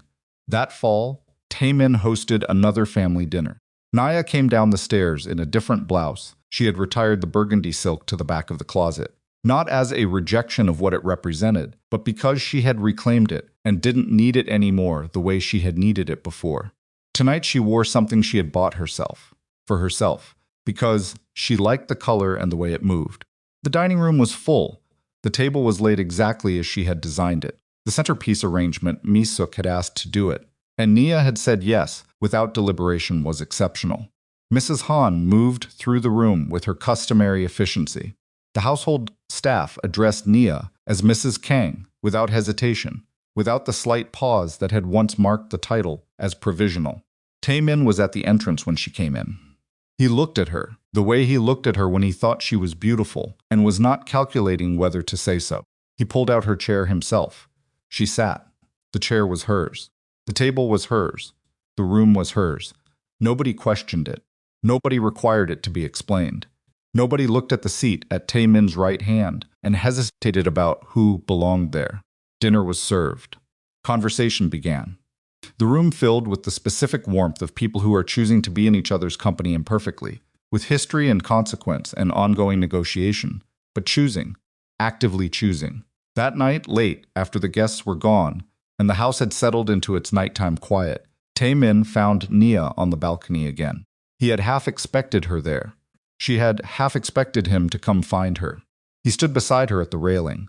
Below them the city glittered in the cold autumn, dark, unchanging, continuing, indifferent, and luminous. "Still haunts me," he said. He didn't have to say what. They both knew. "I know." She took his hand. "It should. For a while yet." "Does it haunt you?" She considered the question honestly. "Less than it did. It's there. It'll probably always be there in some form. But it doesn't run me anymore." She looked at the city. "I don't wake up fighting it. I just know it happened. And I know I'm here." "Here," he said. She looked at him. "With you, in this house. With my work and my Jasmine and Mrs. Han and Mr. Bake's Sunday mangoes, and your terrible habit of making the coffee too strong and all of it." She held his gaze. "I'm here. That's not a small thing." He was quiet for a moment. Then, "No, it's not. There won't need to be an again," she said. "Another night like that one. Another 4 days like those 4 days. Not because everything is resolved and perfect, but because we know now, both of us, what it costs to not pay attention, what it costs to protect the wrong things." She looked at their joined hands. "We know now." He raised her hand again. The same gesture as before, mouth against her knuckles, against the line of the old scars that was barely visible now. An ordinary tenderness, the kind that lasts, because it's chosen every day, not performed once. "Yeah," he said, "we know." Below them, the city continued. The jasmine in the east garden waited in the dark for spring, and Naya Holloway Kang stood at the edge of the balcony with her husband's hand in hers, looking out at the lights of a city that had never cared about her story, and thought, "I am exactly where I am supposed to be." Not because it had been easy, not because no price had been paid, but because she had paid it. She had stayed. Skid. She had been honest when honesty cost something, and silent when silence was kindness, and loud when loudness was the only language the room would hear. She had been through all of it, herself, and herself had turned out to be exactly enough.